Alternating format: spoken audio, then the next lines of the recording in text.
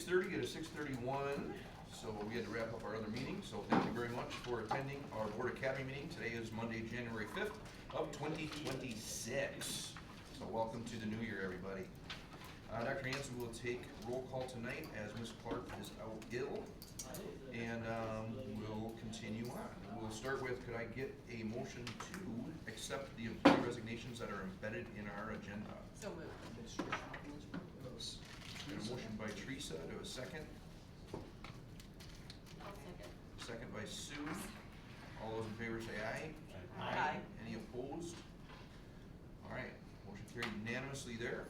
So then I would look for a motion to approve the employee hires and the contracts that were embedded as well. So moved. Got a motion by Teresa there. Do I have a second for that one? Second. Second by Heidi. All those in favor, aye. Aye. Any opposed? All right, that is unanimous as well. So then we will have a presentation of information from the administrative leadership team, meetings and teacher meetings. Thank you, Mr. President. Say had a nice request for information from Board Member Katie Rice, and so just wanted to briefly walk through as part of our work here at our Board Academy meetings, bringing out that information about how we're operating within our systems and things like that. I've got some representatives from elementary and our middle school and high school, and also Angie Kluger here at the district office. And so, just talking about how we schedule and put together our administrative team meetings, and also what are some of the meetings that our faculty go through. And so I'm going to take this from the perspective of, what we are actually scheduling. So I'm going to start with the district office, what we do first, and then move into Director Angie Kluger, our Director of Curriculum Instruction, talking about what professional development generally globally is looking like and when that occurs, and then walk into what meetings our teachers are asked to go to by their principals. And you'll hear an elementary, a middle school, and a high school there, and happy to stand by for some questions. So right now, from the district office perspective, I asked the administrators and along with Angie, we have 3 meetings monthly. First Wednesday, and I take the 4th Wednesday, whenever it might fall, or you second Wednesday, I can't remember it now. Yeah, 2nd and 4th. And so Angie will direct the administrative guiding coalition. That's all administrators plus our instructional coaches. Really strong meeting there. Walk through what we're doing to impact student learning and our guiding coalition process there. Then I'll take that 4th Wednesday, and I'll move into a review of, we always start with a review of where we're at instructionally, things such as that, how we're doing with the work with improving instruction. And those 2 meetings last roughly 2 to 2.5 hours, that 2nd and that 4th. And then mine really gets into more operations and things such as that. So there's time for Michelle, myself, and other directors to give information there. So we like to have our administrators out within 2.5 hours. If a major happens at all, they're always able to go and get there. So the final meeting is what we have been working with CISA 5 and Stephanie. It's a grant called the Inclusive Learning Community. That's we're 18 months into that project. And that was a grant through DPI directed with CISA 5 and CISA 4 assistance there. That's really focusing in on our students. What work are we doing to impact the growth of our students with disabilities? Very targeted work in the systems and our approaches to improving academic growth for our students with disabilities. And so it ties in marvelously with the work of our current PLC process. When you take a look at our administrative guiding coalition straight down to our team collaborations, the impact is absolutely there. So those are what I'll call the big 3, the only 3 that I call for our principals. And so we were excited to hear back that in our journey as a professional learning community, we had to start with quite a few meetings, and we're starting to dwindle those down. We heard some anecdotal evidence at one of our meetings. Hey, we see our principals more. That's great. We also need that time together to move our systems forward, to bring the clarity, cohesion, and all the competencies that we need from all of our team members, leadership, to everyone carrying it out to improve the student growth. So that's just my brief piece there. Angie, on any of those 3 meetings, did you want to add anything else for clarification? The ILC is a grant where we get $30,000 each year.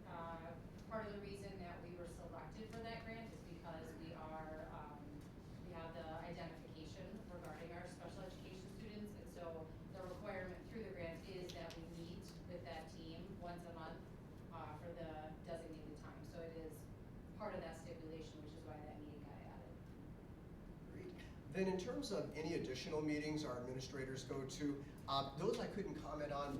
I would say for the required ones, there might be IEP meetings. Now, sometimes the school psychologist or the one of the special education teachers would essentially chair those, so they're not on all of them. But when we have 600 plus IEPs, principals at particular buildings may be rolling into those. So really the other meetings principals may go to are just driven by what the need may be at their particular buildings. And so they're normally on site for those. And so I just wanted to really focus in on what the DO is requesting from our principals in terms of where we need you to be during the month. So 3 times is where I require them to be. And then I'd like to turn over briefly to Angie, just talk about the professional development side of the house on that DO piece. So we used to have like PD days that were built in, but once we shifted in order to have our collaboration on the Wednesday, those days really kind of dissipated. And so right now we have that half day in September, which is for Cranfest, like during Cranfest, and buildings decide what happens during that meeting. So they create the professional development based on their building needs.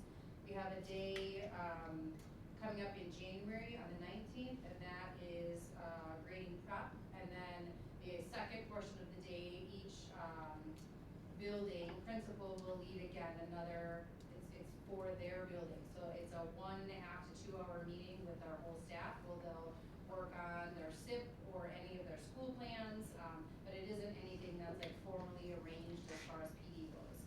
On February 16th, we have Jeannie Spiller coming back, and she will be presenting district-wide on instructional strategies, as well as focusing in on our anchor statement 3, which is assessments. And so that one is a formal all-day where they're going to learn and they're going to be able to use that training as they go forward. And then our final one for the year is May 1st, and that's the day where we always look at our guaranteed viable curriculum, and we look at our essential standards. We go through the state standards and decide based off of our data, have we selected those that we believe are most essential. There's a protocol and criteria that we go through. This will be the 4th year that we've done it as a district, so the teachers are very familiar with what that process looks like. By the end of that day, we make sure that our essential standards or guaranteed and viable curriculum is solidified for the following year. And so whatever they selected on that May 1st is what we go with for the next year, and then we revisit it each year. Along with, there's some other like little training, so it basically depends on what's happening. So right now, Ready Math, we brought Ready Math trainers in, and so there was a couple times where we had some additional meetings for the middle school and the elementary, just updating the Ready Math program so that they know how to implement the actual resource itself. And then our intervention team also is kind of doing some professional learning around what title is. We get a lot of title funding, grant funding, to make sure that we are running all of our title schools and that we're complying with DPI. And so they too will sometimes pull them, and they're going to be doing a training on Friday, which is MCAS. It's an intervention, but it's just again that little small group of intervention teachers. As far as our teaching staff goes, the PD was embedded into our Wednesday during collaboration. So once a month we meet with the,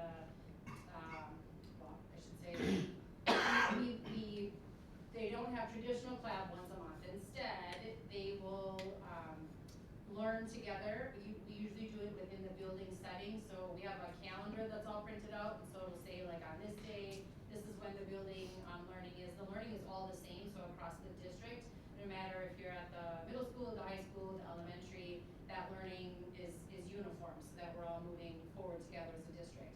And so this year, 3 years ago, we guide, which is basically our roadmap that talks about PLC.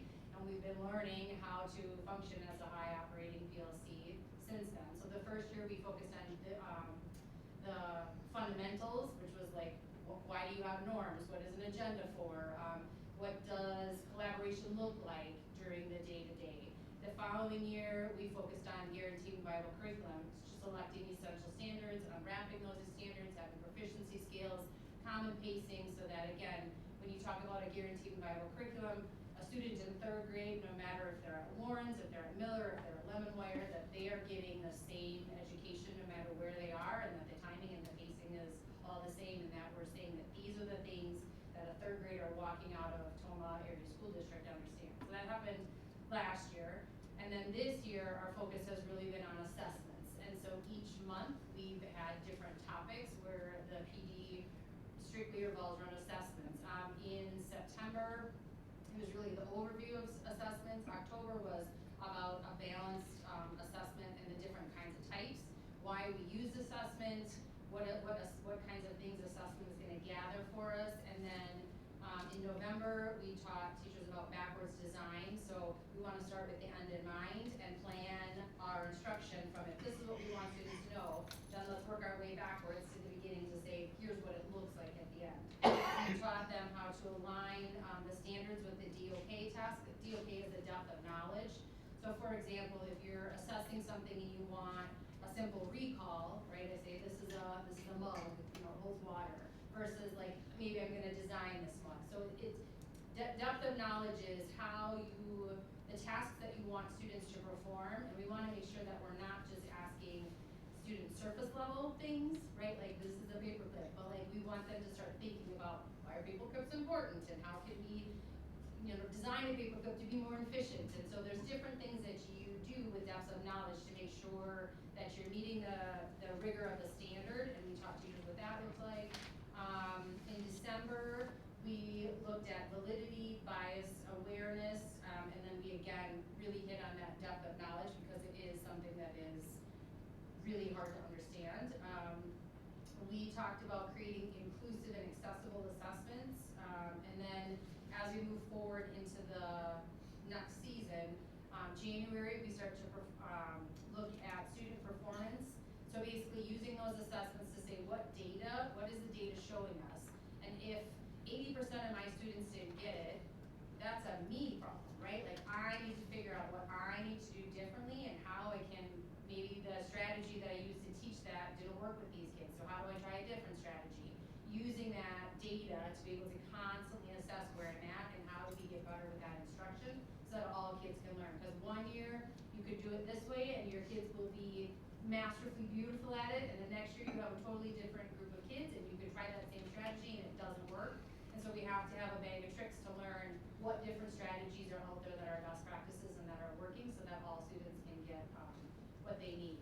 And then in February, we're really going to start digging into how do we analyze data. When we start looking at data, it's not just about like how did our students do, but like if the 4 of us we're teaching the same class and we bring our data and I have 85% of my kids like excelling, but Brian has 90% of his kids excelling, I'm going to say, Brian, what are you doing? What strategies are you doing? So we're going to start to look at that data and really then start to glean from our collaborative partners to figure out what strategies are working, or we're going to say, all right, I have these kids, you have these kids, I seem to be really good at this part, let me take those kids, I'm going to work on this in the small group, whether it's win time, whether it's flex time, whether it's Timberwolf time, I'm going to have you take your kids, so we're going to collaborate together to figure out how can we meet the students and the best needs based on that data, so we're making data-driven decisions.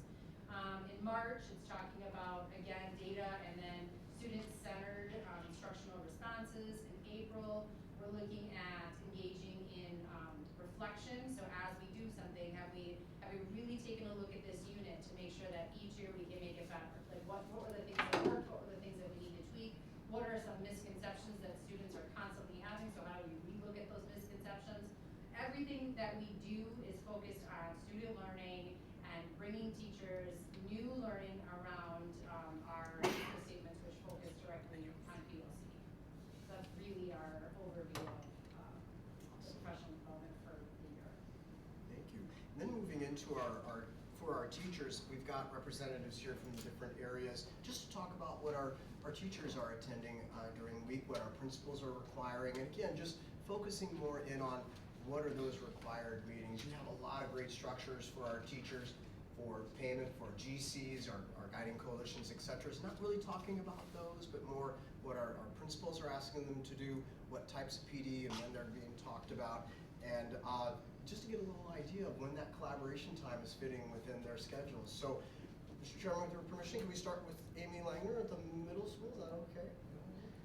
I thought it was on this end, so I thought it was safe. No, just so at the middle school, we're talking about meetings, like especially like talking about after school meetings. There are 2 required. They are, I think the first one that we do is usually the second week of the month, and that's our teacher staff meeting, and really that's their professional development. And we've kind of tailored that specific to our building goal. So this year, our building goal is learning how to utilize what we call the BELT. I've talked a little bit about it before, but it's the Essential Learning Target Plan. So it's a tool that they use to do a lot around Eager Statement 3. So we just wanted to make sure that our building goal works very nicely and in alignment with the district goal. And then also we do another aspect that we're working on is ensuring that we're following the district goal, which is our report card, right? Like we're above or exceeding expectations. And so we are doing a lot of work around Tier 1 best practice. So like if that strategy didn't work, what other strategies can we do? So at that teacher meeting, it's PD around those types of things. Every building goal, every year. We have one tomorrow actually, and it's all focused on that work around one of those goals. Our second meeting is usually the 4th, sometimes the 3rd, depending on the month. And that's an all staff meeting, and we focus on behaviors and safety. So we are asked to always bring up safety at least once a month to a staff and just we'll talk about drills, what went well, where are some concerns that we have, and then we talk about behaviors, share data when we have it. That's when we're at the middle school, we're using the behavior contract, but that's talking about the 4 C's, right? Like classroom, climate, culture, and so we want to teach about that. It's also about a time where we just talk about our behaviors reflect student behaviors, and so what we heard from staff is they really enjoyed some of the learning that happened at the PD at the beginning of the school year, and so now we're bringing some of that back, and how the last one we just had was talking about sometimes we have to drop the rope. So we get like power struggles, we will never win a power struggle, and it was about how we can drop the rope. Like we as the adult have to be the first one to disengage in that power struggle when we find ourselves to be in it, and how we can do that. So we really focus on on those 2. We have other meetings during the month, but those are all voluntary basis. A lot of people that are on our GC now started out maybe volunteering for our RTI academic team, and now they've transitioned to the leadership role in GC. Those are just voluntary. It's not required for any teachers to be on them. And then we do collab. I'm looking at, okay, so in collaboration, we have collaborative teams that are grade level teams. So like for instance, 8th grade science or 7th grade ELA, right? So there's 2 teachers. They collab 3 times a week for 40 minutes within the schedule, and that's built within their schedule during the school day. The other 2 times a week, they have team with their grade level. So 8th grade is a grade level team, so they will meet and they'll meet around students. That's when they bring parents in and have parent meetings, those types of things.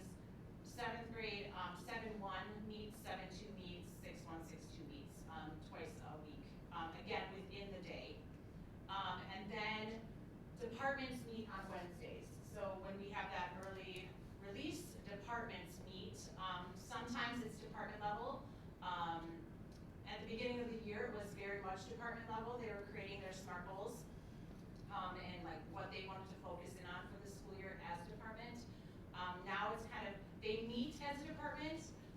so they have a GC member with them to ask, if they have questions, they can ask and things like that. But they can also collab within their collaborative teams at that time as well. So that is pretty much, I think I covered it all. Did I do that well? Thank you. Okay. That's the middle school. High school perspectives, thank you. It's a lot, sorry. It's pretty much the same at the high school, except that we only have one staff meeting after school per month. And then during the staff meeting, we also provide professional development focusing on tier 1 instruction and a lot of the lesson structure to support our teachers on ongoing practices. And then GC, the Diet Coalition, meets twice a month, and that is a small group. We also, PBIS team also is a small group, meets twice a month after school, 3:30 to 4:30. Collaborations take times doing the Wednesday and then 2 small groups per week. That is depending on the teacher's schedule. For example, English 11 and 12, they meet on Tuesday at 2 o'clock every Tuesday. And then they also meet with other teams at high school. Some teams have so many teachers in the group where they meet at different time. But there's no requirement to meet after school. That is scheduled during the daytime for them. Brian's here to represent the elementary. They do meet as a group, and he can give you the elementary perspective. So we're all aligned in our meetings. So we have 2 staff meetings a month. One is for teaching staff, and each of us use that, and that's from 3:15 until 4 o'clock. And each of us uses that as PD for our school improvement plan. So I can specifically say for us at Lemonwire, we're working on engagement learning targets. We did a deep dive on some educator effectiveness things. Other buildings are working on other things during that time with their staff that it aligns with what their school improvement plan is. That second one a month is for all staff, and that includes support staff. They're paid for that. So again, 3:15 till 4 o'clock each day, and all of us do something with PBIS behavior safety for that. So I can specifically speak for my group. We review our monthly behavior data, and then we give next steps on to how to, attack is the wrong word, but how to work on those deficits that we had. So if we had a lot of situations where kids were being physical or kids were being eloping, what are some things that we can do to address that? So that's the second one a month. Now, I have a little caveat, that's on the calendar, but in reality, September we had 2, October we had 1 because we had teacher conferences. November we had 1, and the second one was canceled because it was right before Thanksgiving break. December we had one scheduled, but we had a snow day, and the second one was right before break. So in totality, we've had 4 staff meetings because of the breaks and those sort of things. So when I come back to share our SIP with you, don't hold that against me, right? Like that's some of our PD that we just haven't, we're not where we want to be. In terms of collab, teachers collab, they have 45 minutes during a 6-day cycle that they work with their grade level colleague. And then the other time that they do, and it's during the school day, during their common prep, the other time during the week are those Wednesdays. So from 2:30 until 3:45, they're collabing with their grade level team. The one Wednesday a month, they are not because they're at the high school or doing some other training with us. Other meetings that we might have, each building has it's called an ERT or a BIT. It's basically a behavior solving team or an instructional solving team. And it's a small group of people, like for me, it's my title staff, and we do that once a month, and it's during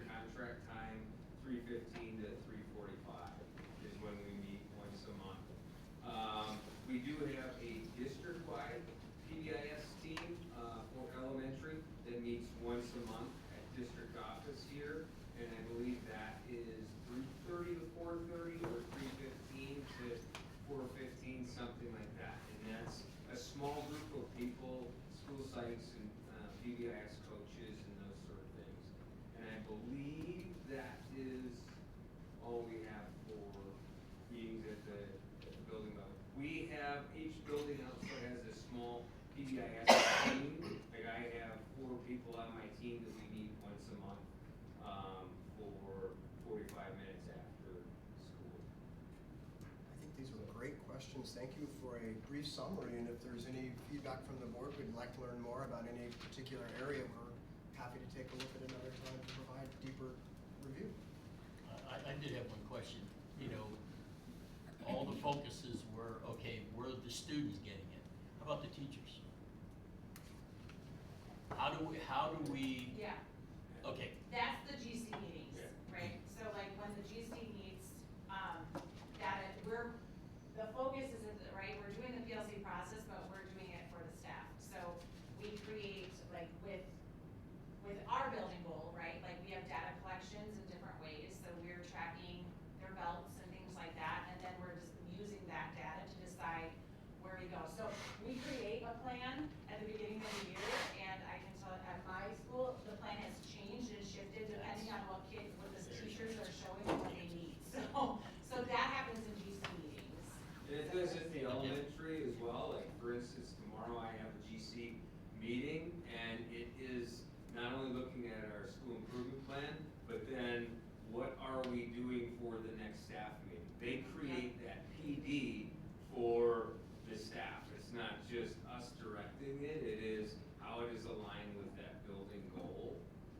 Good wonderful. question. That's what I wanted to hear, because you can establish a plan for the entire year, but you have to be willing to change and modify, not just to meet that criteria or the goal, say we met 4 times or 3 times, it's about the effectiveness, right? So, good. When we created the twice a month, we didn't look at that most of our breaks come on Wednesday this year. So Brian wouldn't be a really great supervisor if right before Christmas break on the 23rd, we decided to keep everybody for a staff meeting. Right? So we have had to make some adjustments because we thought we were, at this point, we'd be at about 7 staff meetings and we're at 4. So we do have to adjust. Absolutely. Our high school GC team plan every time we meet, we plan for adult learning. All the time, it's all about professional development for our teachers. And they'll be coming here soon to share with you what they do. And then Mike had talked about the meeting that I lead, and that is the same thing, but I lead it with the principals.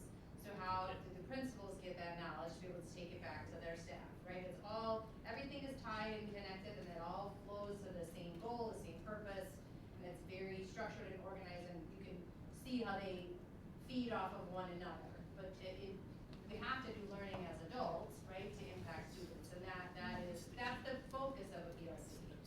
It's adult learning, that's what it's about. Yeah, because that's what I was getting at. I remember yes, I got it, I've got it. Or, I'm not quite sure, no, I don't think I have it. I was just trying to see how we utilize that with the staff as well, not just the students. And today at our PBS meeting, we also talk about how do we provide direct support to our teachers so that the positive behavior that we like to see are built, connected to academic success. And because too many times we don't see that connection, it's like, oh, students behave well here, but why did they achieve academically? So we talk about how to make that bridge so that teachers can also see why when you do, when you have great relationships with students, how does that really impact learning in the classroom? So we are building closer and closer to that environment. It's going well, I think. I just want to know, are you seeing a change in the teacher's behavior and a change in the teaching with using teaching strategies? Are you seeing the strategies that you're implementing from the district office down through the principals, down to the teachers? Are you seeing those strategies faithfully, with integrity, being implemented into the classrooms, and are the teachers able to see the change? Or are they just going through the motions? How do you know that they got it? Definitely got it. Yeah, one of the things that, and I can speak for PBIS because we're a little bit further along than some of the things that we're doing with our SIP.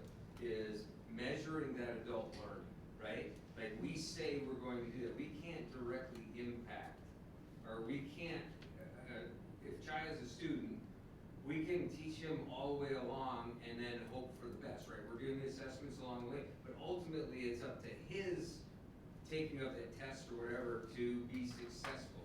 So what we look at is how do we measure the adults? If this is the strategy that we are requesting or we are requiring our staff and teaching our staff, how do we measure that? I can speak for me that at the beginning of the year for PBIS, it was, we spent a lot of time about cultivating respectful and responsible classrooms. How do you do that? You greet kids at the door. So we go around and we did walkthrough data on how frequently were teachers actually greeting kids at the door as opposed to being in the classroom. So that's the tricky part, is going into and doing those walkthroughs and finding what is tight. We have our next staff meeting is all about learning targets. And one of the things with my GC, we haven't gone to leadership lab yet, power of yet, but really grappling with is how do we have that adult measure? So I keep saying, they keep hearing Brian broken records saying, okay, what's gonna be tight? And when we go through a classroom, what are we gonna be expected to see? Because that is it, that we wanna have is that integrity piece. If we know this is a very, very impactful strategy, we're not just gonna offer a buffet and say, use it if you want. We're gonna say, we want you to use it and we're gonna support you along the way. I wanna know, is that translating to academics? Is that at the high school, at the junior high? Is it translating into academics? Because, granted, we have these behaviors that we've been working on that for 3 years, or however long I've been on the board. So now I wanna know academics, because that, we only have this moment, this precious moment with each student, and each moment makes a difference in a child's life and in their academic challenge to get through high school. So I want to know, is every little minute being used? And I want to know if you guys are going out, about what percentage of your day is spent in the classrooms, in the hallways, and things like that, to make sure that these strategies are being used. Yeah, it takes time to really incorporating strategies that can be enforced throughout the building. Being new here, I came with high expectations that we're gonna do that, and we are doing it somehow. If you talk to many teachers, they'll tell you that I'm being kind of bad because I'm really enforcing that expectations. Well, we do still have some areas that we need to be more consistent. And when I say we, I think about, if you think about 5 teachers are not consistent, we are impacting how many students a day, right? And so at the high school, we are really working on it. This morning I had a very strong meeting with my admin associate principals about how to make sure that we are in the classroom every day. And I came with, after the winter break that I spent a lot of time reading, I came with a plan that we're gonna schedule you to go to this classroom every week, and I will go to this one, and then it's kind of new to some. It's not new to me, but it's kind of new to some, but I think we are making a plan to make sure that we cannot just assume that there will be integrity. We'll make sure that it happens in the classroom. For lesson planning, our guided coalition team has been in the classroom to collect information, collect data. So for example, in our building, our teachers must have their learning objective. They must provide the 4 areas that we ask them to do, how do we do together, how do students do by themselves, structure. And so we've been in the classroom to collect those information, and every classroom teacher knows that we will watch it.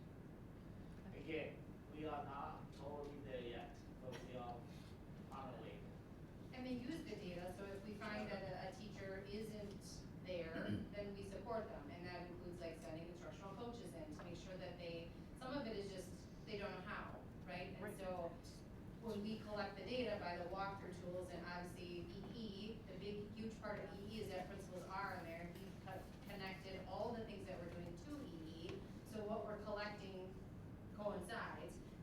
find that a teacher isn't where we'd like them to be, then we find, how can we support you? What does that look like? Does that look like in a collaborative team? How do we pair you? How do we put a GC person with you? How do we bring you instructional coaching? What are the things that we can provide so that we can show you what it looks like?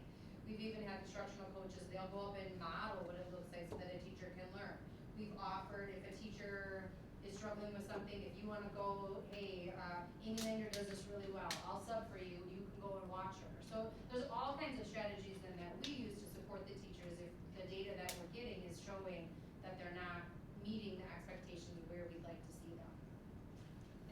And I can talk about the middle school, because I think one of the things that we also do is like, doing lesson plans of old school, it was good, but getting into collaborative meetings and having, like, hearing what they're planning and how they're working, and then going into the classroom to see it being executed. So I do something a little different. I get, like, the new teachers at the middle school, year 1 or 2, like, I've already been and I've observed them at least twice, like, formally, right?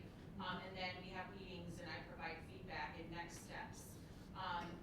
But that doesn't mean that's the only time I've been in there. I think, but being able to be in their collaborative meeting and seeing what the plan is, and then when I go in, what I try to do is I try to see one of them, and then the next hour go see the other. And they shouldn't be lock in step, like you shouldn't be teaching the exact same way, because there's an art to teaching. But at the same time, are they doing what they've agreed to do? Like what they've reached consensus about?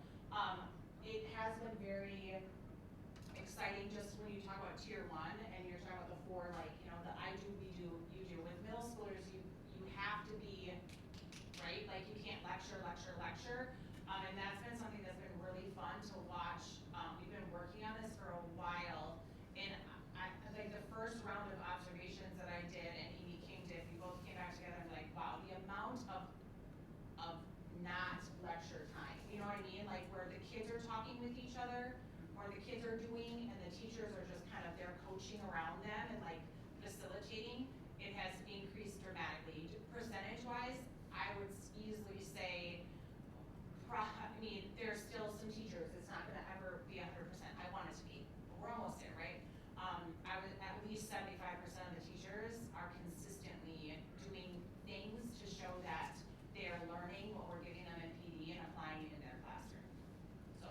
In terms of elementary, not making excuses, it's hard to get into a classroom as much as we want. It's just us. And so today I had 4 attendance meetings. I had 1 parent pop in. I had 3 other parents that I had to contact, and I subbed for an hour and a half in 4K. So I was not in a classroom at all today. And that's just But the yet you reason. were. You were. But, well, I You was. were. I tell you what, I barely made it out of there too. Barely made it out. But You're yeah, alive. but that's kids stuff, right? And that is super important. Equally important is what you guys are all alluding to is our relationship with adults. And I want to have a relationship with kids, and I need to have a relationship with kids, but I have to have a relationship and a collegial work with my teachers. And if I don't have that, if I'm just running around solving individual problems, we're not going anywhere as a building. And that's what's hard sometimes at an elementary level is being able to do that. And I'm not saying it's all behavior stuff. Like a lot of our stuff is human resources too, doing that subbing. And when you have a couple people that that life happens, right? That it's us. And so I'm in the classroom, and I was doing some great log rolls and other things. But in fact, as an educational leader, all that. Katie, do you have something? Can I go first before, because I feel like you're gonna, yeah. Gonna what? You're the one that put this on the agenda. I just have a quick question. Like, do you guys collect any sort of student feedback, like on your teachers at all? Like, kind of like maybe even informal conversations in the hallway where you kind of gain insight of like, oh yeah, you know, we like going to this class because that teacher's like really easy, she doesn't make us really do anything. Do you take a look at attendance patterns for specific classrooms, you know, to see like where your kids are, you know, kind of skipping out, ditching, especially at the middle school level, that we had talked about previously. So I guess that's where I was kind of going with that. I was wondering, do we have any sort of informal kind of process that you guys are using for that? Yeah, if you read my communication this morning, you would see that. Since September, I've been meeting with our students of the Tomah, our student leaders in the cafeteria, listening to students. And I put together some information and I sent it out this morning to the whole building staff to let them know how our students have felt. Right. And I was very honest with my principals team too, because they mentioned not just the teachers, but principals as well.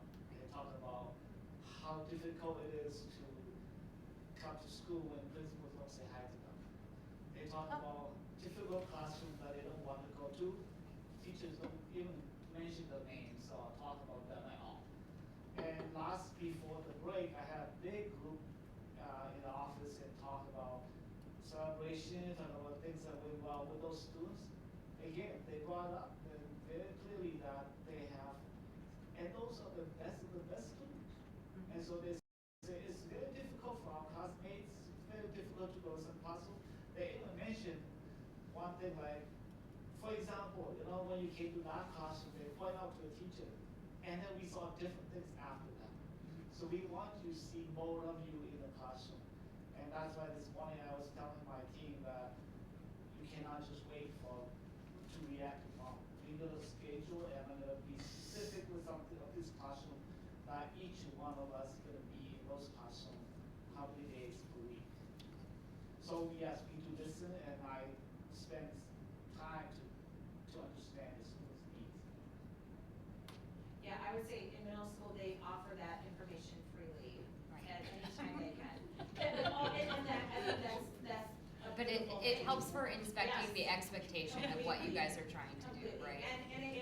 And patterns do come, right? Okay. Like there are patterns and then honestly, like I didn't make it into the classrooms today because I was investigating some information that a student brought to my attention. So, and it took a while, it took a very long time. But patterns emerge and conversations are had and sometimes that creates hard conversations that just unfortunately have to happen. I guess that's my next question of, I'm again new to the board and all that kind of stuff. What is the review process for teachers? Like, do you guys do quarterly reviews of your teachers? Do you do it, you know, just like a semester, or, you know, like kind of what is that structure? Especially if you are expecting the expectation, you're trying to get into the classrooms, all that kind of stuff. You're providing the feedback, you're giving them the curriculum, you're going through those steps. So I'm guessing, I'm asking, you know, how often is that feedback getting into a formal review process with that teacher? So, I mean, they understand, like, you guys have exhausted, you know, all 7, 8, 9 steps, whatever you have in place, right? And there's going to be repercussions. So we have the cycle of observation, right? The formal observation cycle. Right. With so many students. So in my group and at the high school, I told them, I'm coming to your house anyway. It doesn't have to be just your cycle. The teachers that I have to observe, or the 3 of us have to observe, we schedule time with them, we go to that. But every classroom, we're going to spend time to get to know them, to get to see what's happening in the classroom. And from the beginning, I told my teachers that you're going to see me a lot in the classroom. Just do your best the way that you should be. And if I should have some information that I really need to sit down with you, I'll let you know. Otherwise, I'll always provide short feedback to them what I saw.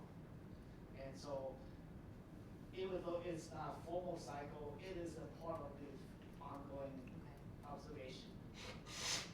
I think to add to that, so like the EE process is very much more like a coaching tool, if you will, where not so much an evaluative anymore, but you know, obviously we have policy and procedure, like when you have to have really hard conversations, and there is a step, you know, the Documentation conversation steps. first, document the conversation, then possibly a letter of reprimand, you know, like for, but unfortunately, but there are, so yes, it is through the E and doing coaching and like with them, and sometimes unfortunately it has to take more of a policy procedure route, sadly. Thank you. Now you can, the floor is yours. Do you have anything? I just have one comment. I'm hearing it. It's all good. Somehow I'm hearing it, but anyway, it sounds like our copy machines are an issue. Meaning we're out of ink, we don't have ink. They left at Christmas break, there was no ink. They came back today, there was no ink till later today. We've gotta fix it. So whether you guys are getting that back to Michelle or whatever, I don't know, but, you know, they only get so much time to prep and they only get so much time to get things done, and if we don't have the equipment that they need to get it done, we gotta fix it. And if this company that we bought the machines or got them from can't handle it, well, then we gotta go find somebody that can, because we can't put the teachers in that predicament when they're trying to teach class and get things done, and sometimes you don't get to the copy machine because you're subbing in your time off and those kinds of things too, so. I've talked to Michelle about it once before, but obviously it's not fixed yet, so. I thought we had- Whatever the disconnect is, I don't know Well, can how it gets fixed, but, that was my copy machine, I guarantee it, but, cause I know we were, Well- that was our situation, and there was, what happened was, it wasn't the people, it wasn't the company, it was shipped, and everything goes to the bus garage, and over break, people took vacation, and so it wasn't brought to the middle school, the ink wasn't brought, it was brought before the end of the day, like, obviously, but there are procedures and policies, and today's the first time it's been an issue for a while, at least to my knowledge. Nobody yeah. has brought me. What we gotta understand is that's just the frustration that the teachers are having, and that creates animosity or whatever, it just creates problems, so we gotta, somehow we've gotta, you know, I had talked to Michelle about, do we have an extra cartridge sitting somewhere that, so that everybody's got one in case something goes out and that, but, you know, I don't know how it all works, cause somehow they wanna control how much ink you get to use and all that kind of stuff too, if I understand it right. Not you guys, the company with the machine or whatever, but, you know, we can't have them not have the machinery that they need to get their jobs done too, so. Need your tools. It's very important. I think it's both ways, right? We sometimes have problems with things like that, but at the same time, as a new person in the school district, I see that we could be more efficient, train ourselves to be more efficient at using our resources and be quicker at doing things. And some of the activities, the things that we do can be faster than we should be. And it's like the high school is I'm learning about it, and I'm trying to change some of the status quo that has been there for too long that I think need to be upgraded. You know, when I say upgraded, I mean we have to be more efficient at what we're doing. We cannot rely on one thing, and if that thing is not working, then we stick to that. We have to be creative and be willing to do different things. So for example, if I don't have paper, what do? I have technology, we have other things that we could do. That's why we need to prepare for the week, not just prepare once and for all. We have to be ready for those things. And so becoming more efficient, it's one way to improve. I'll buy that somewhat, but you know, we need the machine, we need to get it fixed and solve the issue, because I mean, I gotta believe it's more than one teacher that's having issues with that copy machine. And that just adds all of the negativity and all of that going in the halls and talking and everything else, so we gotta get it fixed. And again, I don't know what the ink issue is, or, you know, why, okay, so it's at the bus garage, but how do we get that fixed?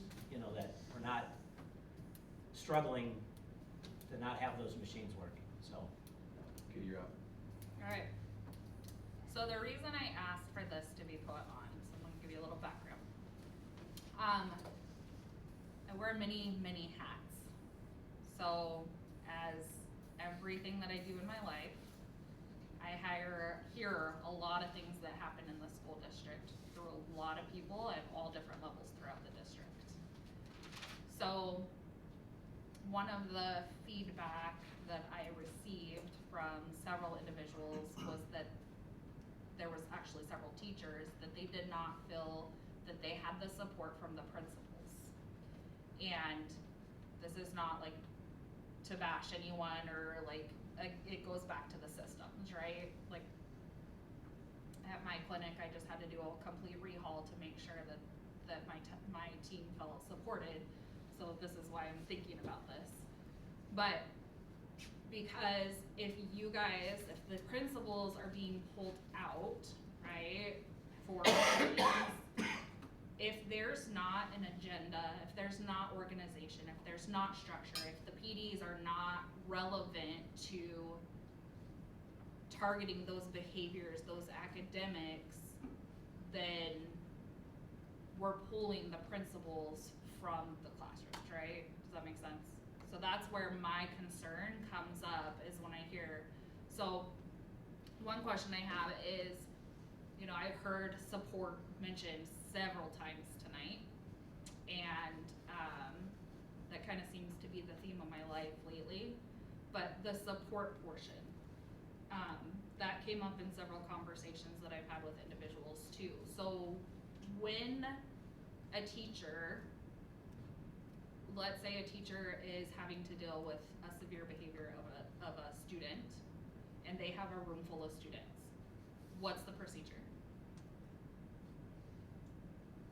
You wanna know, at the Yep. middle school, they would either, they can call, they can radio for help, or they can send them out of the room to the attic room.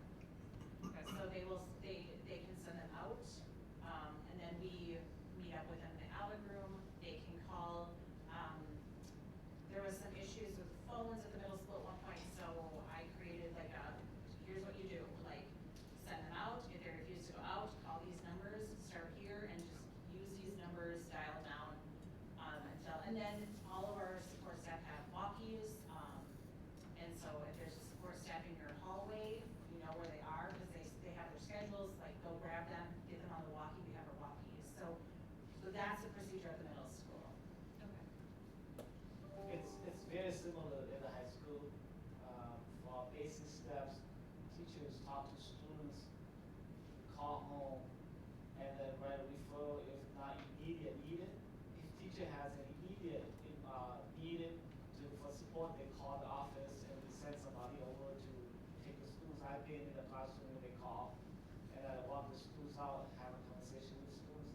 If the situation is bad enough that I need to put the students out in Alex room for the day or for the hours, or even contact parents for meetings after that.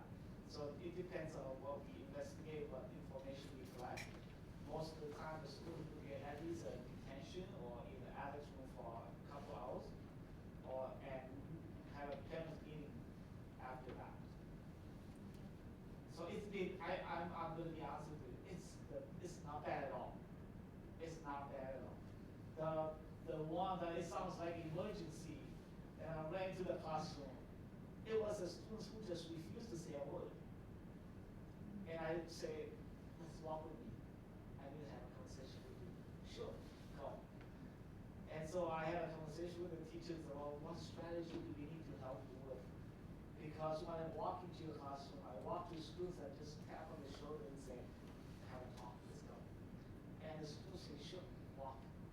So it's some kind of personality clash in there, right? You can see that, but not bad at all. Elementary wise, it depends on who the student is. If there is a student that has an IEP, it would be the case manager would be the first call. Second call in some buildings, not all, would be a PBIS coach to come and de-escalate. I can speak for myself and Justina at Miller, we don't have PBIS coaches. So it's a call to the office. If I'm available, if Justina's available, it would be one of us. If we're not available, it would likely either be the secretary or another support staff from special ed that would go down and help either vacate the classroom or de-escalate. And then when I am back or when I am done doing whatever I am doing, because invariably these things happen when we are in a classroom or meeting with a parent or on the phone, then it's usually dealt with at that point when we have the time. So, are all of those people that are going into the classroom with supports, are they all CPI trained? You mentioned the secretary. Secretaries, I don't know that they are. I don't know that they are. We do spend a vast amount of time in the PBIS. In fact, we did at the beginning of the year on how to de-escalate, because that is, if you know, you're trained, right? There's a reason why the restraints are only done for an hour, hour and a half, because that, not best practice. So, usually we spend with all of our people, because we know they're not all trained, some de-escalation strategies on how to de-escalate. Sometimes, and I think Amy said it, sometimes it's dropping the rope and you just have to be ready for when the child is ready. And you can't escalate by trying to go on your time frame. So, yes. So, so going back to the support, right? So thinking about how there's a hierarchy, and there's a hierarchy for a reason. So you say how you're going into the classroom, not necessarily to support the students, because that's the teacher is with them all the time, right? So you're there to support the teacher, to model for the teacher, so that the teacher can work with the student, right? Is that Or right? sometimes it's we're getting the student out of the situation, No, so yeah. others can learn, and the teacher can,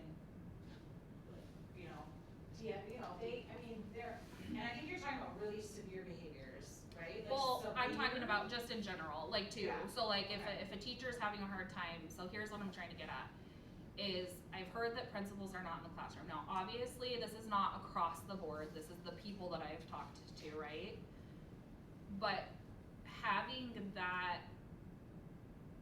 relationship, that rapport with the teachers, so that the teachers feel comfortable coming when there's an issue, right? So actually what Rick said went perfect with it, because if the teachers are out in the hallway talking about, all the negative things that are happening, versus do they feel comfortable enough to go to you and be like, hey, this is what's happening, I need help with this, right? So open door policy, protect your time, but open door policy, like, do they feel comfortable to be like, hey, I'm really struggling with teaching this topic, or I'm really struggling with this kiddo with this behavior, I need help. Teachers aren't gonna do that unless they feel comfortable, right? Just like a student's not gonna open up to a teacher if they don't feel comfortable. So little Johnny is having all of these behaviors, he can't learn, he's disrupting the learning. Is anyone going in and talking to Johnny and being like, what's going on, Johnny? What's going on in your life? How can I help you? How can I support you, right? Because little Johnny might be having a lot of issues at home, trauma, we talk about being present at school, like if we could just get the kids to school, well, maybe Johnny's mom wasn't home because she was out doing whatever. Maybe Johnny's mom works 3 jobs.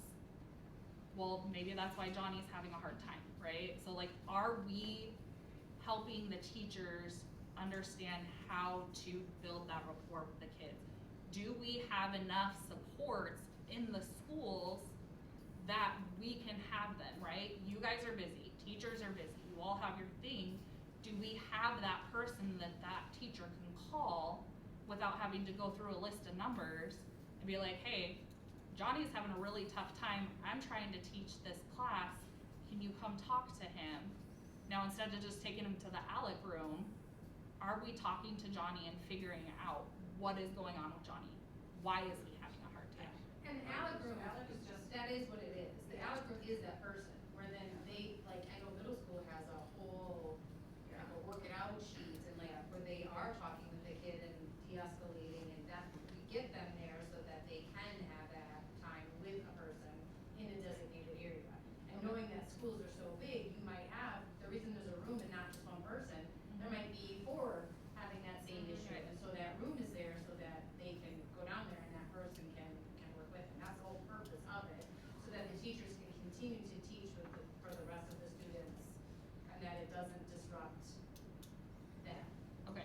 not just getting sent to the ALEC room and like doing my work in the ALEC room. No, and Like, then a lot of the times they'll, they'll put a referral in, so then Amy or Jared or I will then bring the kids in. And that's half of what we're doing during the day is like having those conversations with kids, like, and it's sad and it's scary what you hear them say, like what they came from, right? And so then it morphs into what supports. So it's like this web, right? Like when they're trying to, unfortunately at the middle school, and I can assume at your school too, like there can't be just one designated person.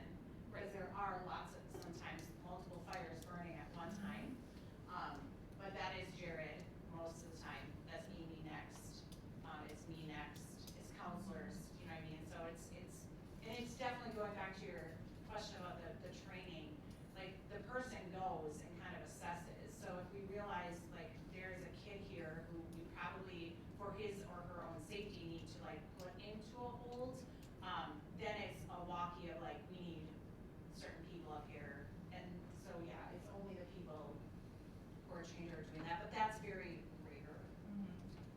I want to say about the comfort zone between teachers and principals. I think at the high school we are coming along well. I have not heard one single teacher told me that they don't want to talk to me. And I think because I make my time to be in some of those classrooms, I know that when I learn about one classroom that need to be in because some histories, I spend time in those classrooms. Even in the morning, I intentionally walk into those classrooms just to say hi, do that. And so I feel very comfortable that they have come to me a lot. Unfortunately, they wanted everything fixed right away that I could not do that right away for them. It takes time, for example, I said to a teacher that if I just do everything that you ask me to do, it sounds like to a student that I'm taking away power from you. I do not want to take your power away from your classroom so that students can see that every time I walk in, I will take care of the classroom for you. When I coach the teachers about what to do next, how to do it, and at a high school, I'd say 95% of our students will come to the office anyway without the teachers. When there's an issue in the classroom, teachers always say, all right, you can go to the office and see your counselors. And most of the time, they'll come to the counselors first to have a conversation with them. And then we'll talk about the next step. yeah, I guess, and that's kind of my thing is, I mean, as a board, we don't necessarily know all of these things that are going on, right? Because we're not in the school district, so then I hear things or like, like I look at things very differently. So then my questions start to become, what is happening in the schools to address these things? Because regardless of what anyone says, that support is crucial, right? The support that the teachers have with the principals, so that when the principals do come into the classrooms, and again, I'm not saying, like, I'm not trying to call anyone out or anything, but when the principals do come in, I feel like this is a lot with my team too, is when I come in, they're like, oh crap, she's here, she's gonna tell us everything we're doing wrong, and trying to make it I'm here to help you be better. And so let me tell you what you're doing right, and then let me help teach you how to do the rest, right? That's kind of like the principal's position. And so that's kind of where I was trying to get at, is how that's happening, because I don't know. I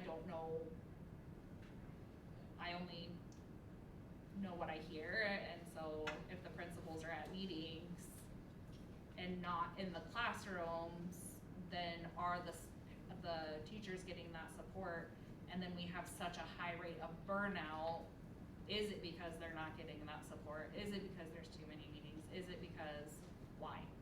I think we need to also characterize what is a meeting.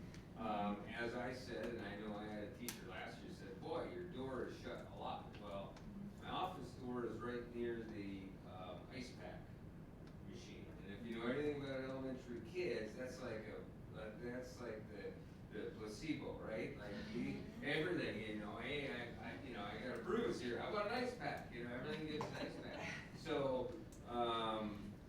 So this morning, I said I had 5 attendance meetings, so when I wasn't subbing, the vast majority of the time, my door was either entirely closed or most of the time closed, because kids are flying through there all the time. Hey, Mr. O, how's it going? And I'm on the phone, and it's like, you know, kids come in and give me a hug while I'm on the phone, and I'm like, hey, how's it going?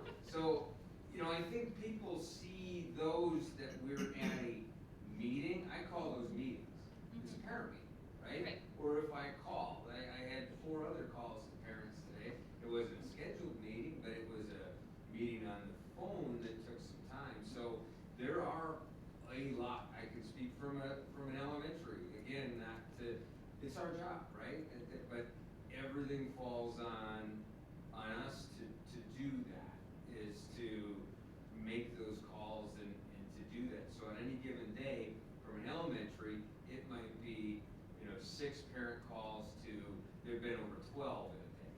And that's not a 5-minute, hey, how's it going, you know, not.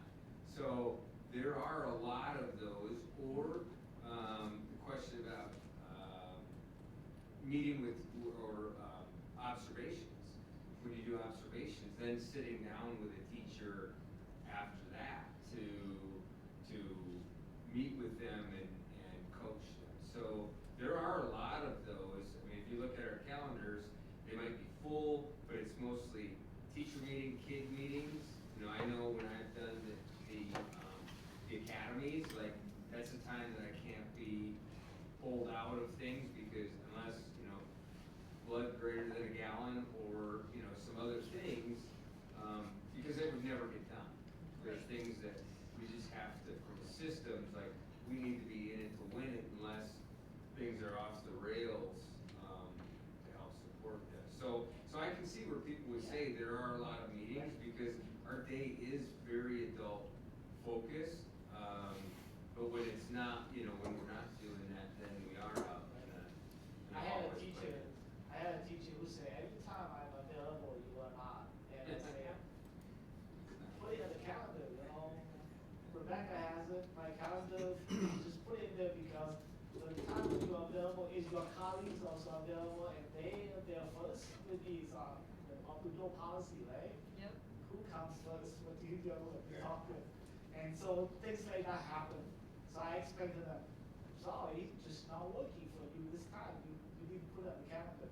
Right. So that I can make sure that you have time, you know? And that's what I mean by an open door policy. I don't mean like they come to your office whenever they like, I but like like that being too. able to know that they can Right.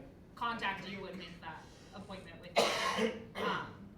But the meetings, that was, and I get that, but the other part of this is, do you guys have the support that you need to be doing what you're needing to do? Right? So like we talk about the kids having support from the teachers, we talk about the teachers having the support from the principals. What support do the principals have? Do you guys have the support you need? Do you need to make all the attendance calls? I don't know what that entails. I'm assuming kids, tardies, all those things. Is that something that someone else can do so that you can be in the classroom helping teachers? So that's what it all keeps going. And it is hard, right? It's hard, because sometimes keeping that dashboard, keeping what's important, and it's, because it's all important. And I think once we get it, we're so into systems, once we get these systems, again, you hear a lot about PBIs and structures, when we get our collaborative teams going, like, we're gonna hit the ground running. It'll be great. Right now, some days your job is like that too, everybody is, yeah. I truly appreciate your question and you Yeah. asked about that. For sure, if we can, but we also understand the limited of resources that we have as a school district.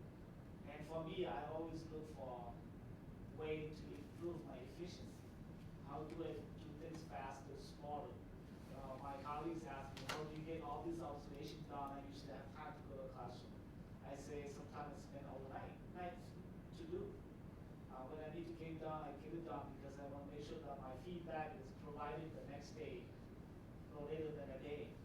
And so when I did 3-4 observations per day, I would spend 3-4 hours a night to get it done. And that is the job that we decided to do. Yeah, so we just have to be more, work smarter than work harder sometimes. The efficiency of the systems, I think that's kind of what it boils down to, is. I just, when you asked that, my first thought was, I just wish that I said to my colleagues at the high school too, I just wish that we all come here having that mindset of, we are learners, and we're gonna learn together. That's all I ask you to do. Mistakes or not, just come with a mindset that I will learn. If I make a mistake, I will listen and I will learn again. That's all I ask you to do. I do that to my team, just be careful, because I told that to my team, that I know that I'm not perfect, so if I do something, you can tell me. And now they call me out on everything, so just be careful what you say. It's gonna be a good culture, like, Yeah. But I think it's also just going on that is like the biggest thing in striving for positive intent, right? Like I am always second guessing myself, like am I assuming positive intent? Because I don't believe there's any teacher, any person working in our district who is here to hurt anybody. Like I do not believe that. And so like my preach is like we need to assume positive intensity. This job is hard. Many jobs are hard, but this job is hard, and it requires a lot. But as long as we can like support each other and just always assume that when something isn't working to plan, there's a reason behind it, or that it was. I make mistakes, and I tell people I make mistakes all the time. Just know that it wasn't out to get you. Like I wasn't purposely trying to not meet with you. I already had a meeting, or like that type of thing. Just always assuming the positive in every person around, because we're all in this together. That I don't need all I need is an office and a phone probably to answer parent phone calls and time with teachers and kids, and I'd be happy. And I have all those things, so I'm good. Sue, do you have a quick comment or something? Just a quick comment, not to, it's going on a long time. And you guys are all busy, principals are all busy, and I guess I'm speaking mostly addressing from the middle school standpoint, because that's what I'm most familiar with. When you have all of those meetings and it would be nice if between you and Amy and Jared, that one of you is there when something happens and that you're not all at meetings and absent. That has happened. And somebody needs help and there's everybody's gone. So just kind of be aware of that, please. Good for now. For now. All right. Thank you guys. It's been a long time on Thank that. you. Thank you. Very important stuff. Thank you for your time. Thank you for your efforts. We'll, okay. I'm gonna move along. Thank you. Yes, please. Thank you. I'm gonna jump down, to 7. In case Cheryl, I know she's from out of town and stuff, so we'll jump down to that, just in case she wanted to get where she needs to be. So we're gonna move down to number 7, which is meeting with the search service consultants from the Wisconsin Association of School Boards, WASBA, to discuss and make some decisions regarding the recruitment, search, the selection, and contracting process that the board intends to use for hiring a new superintendent for the district. Do you want like a table or something, or? Well, are these guys here though for something on the agenda? No. Cause I'm good. No. Okay.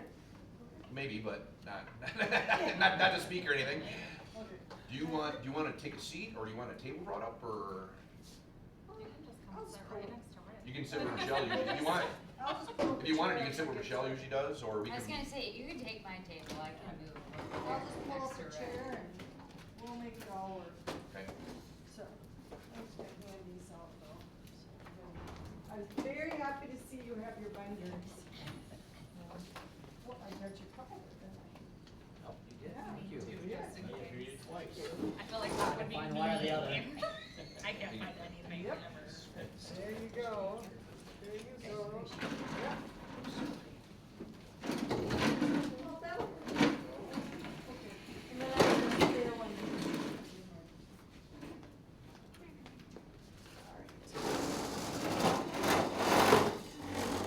There we go.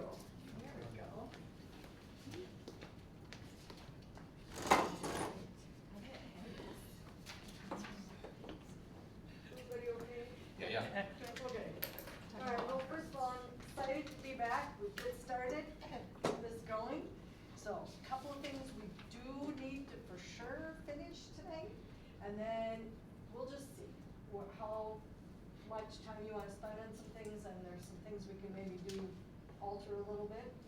But, I do have in the binders, on one side is a, kind of a memo that outlines everything, the different steps that we're gonna do, which for tonight, you can read through that later, but it just gives a nice summary, so you can just keep it in your folder of all the different steps, and you can kind of check up as we go. But right behind it is a worksheet for tonight. And we'll get as far as we get tonight, and, yeah. Yeah.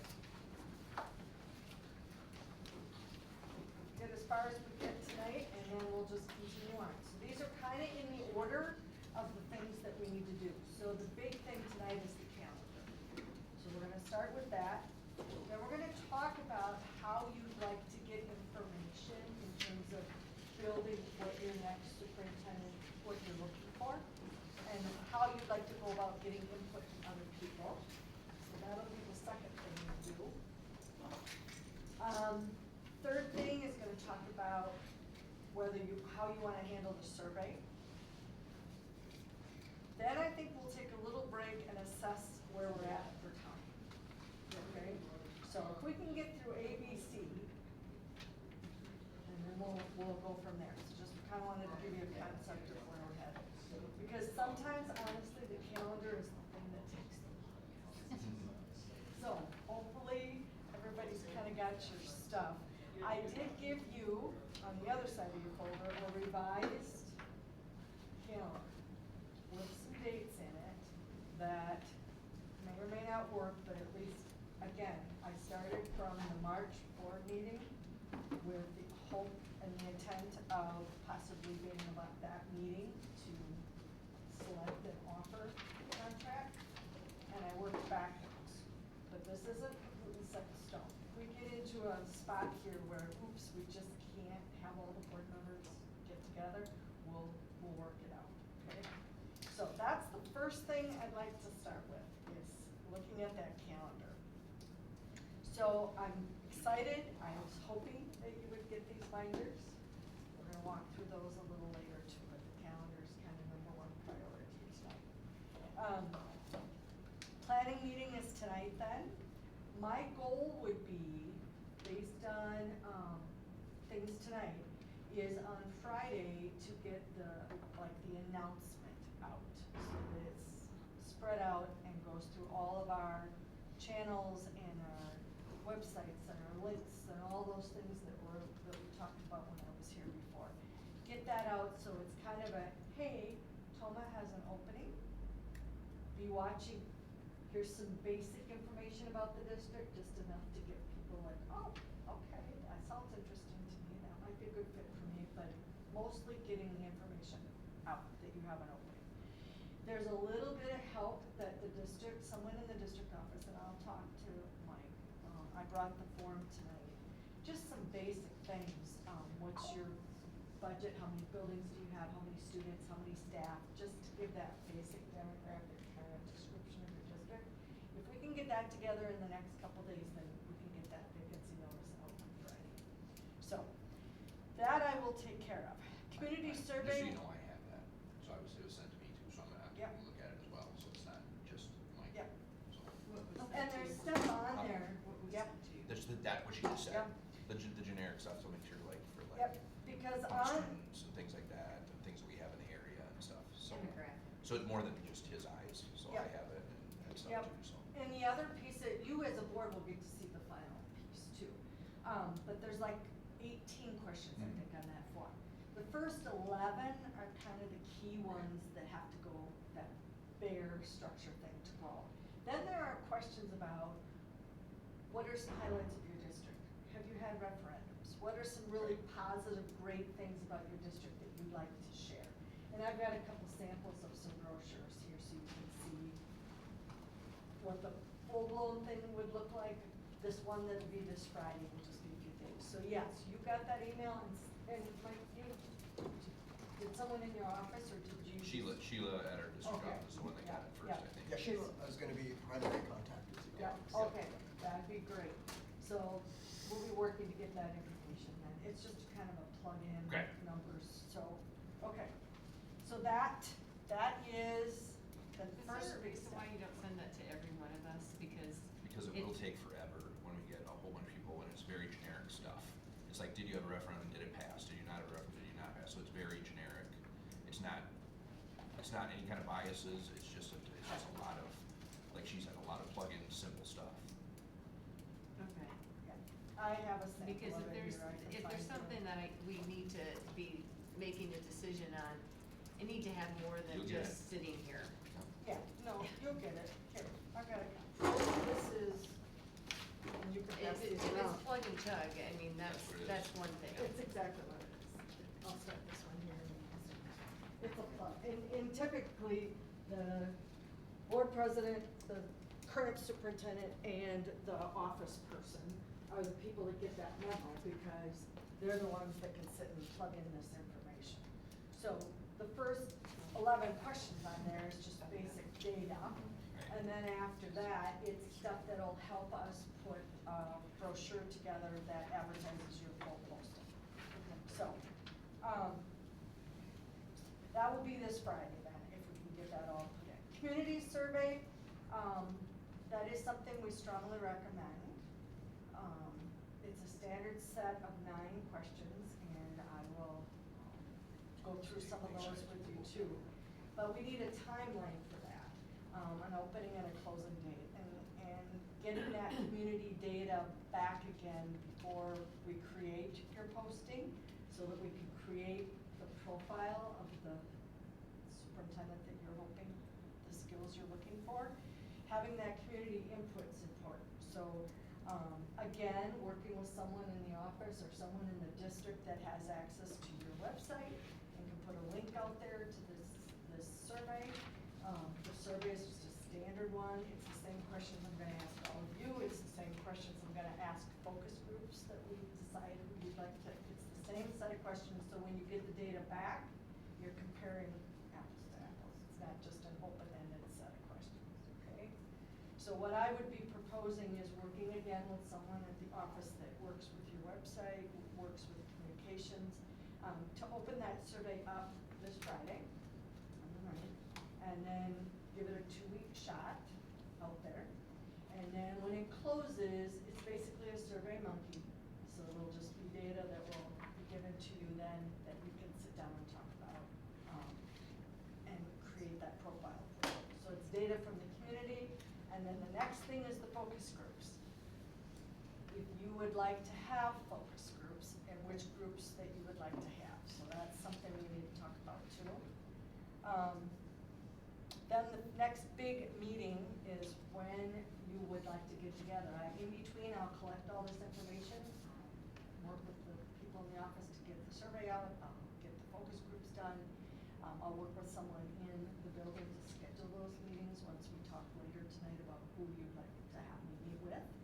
But the big red items here are the ones we have to get on the board, on the calendar. Because when we talk about those district brochure and what's gonna go in there, we talk about what you want the applicants to be providing to you when they apply. We need the whole board together to have that conversation. So that's the next red theme that I had on here.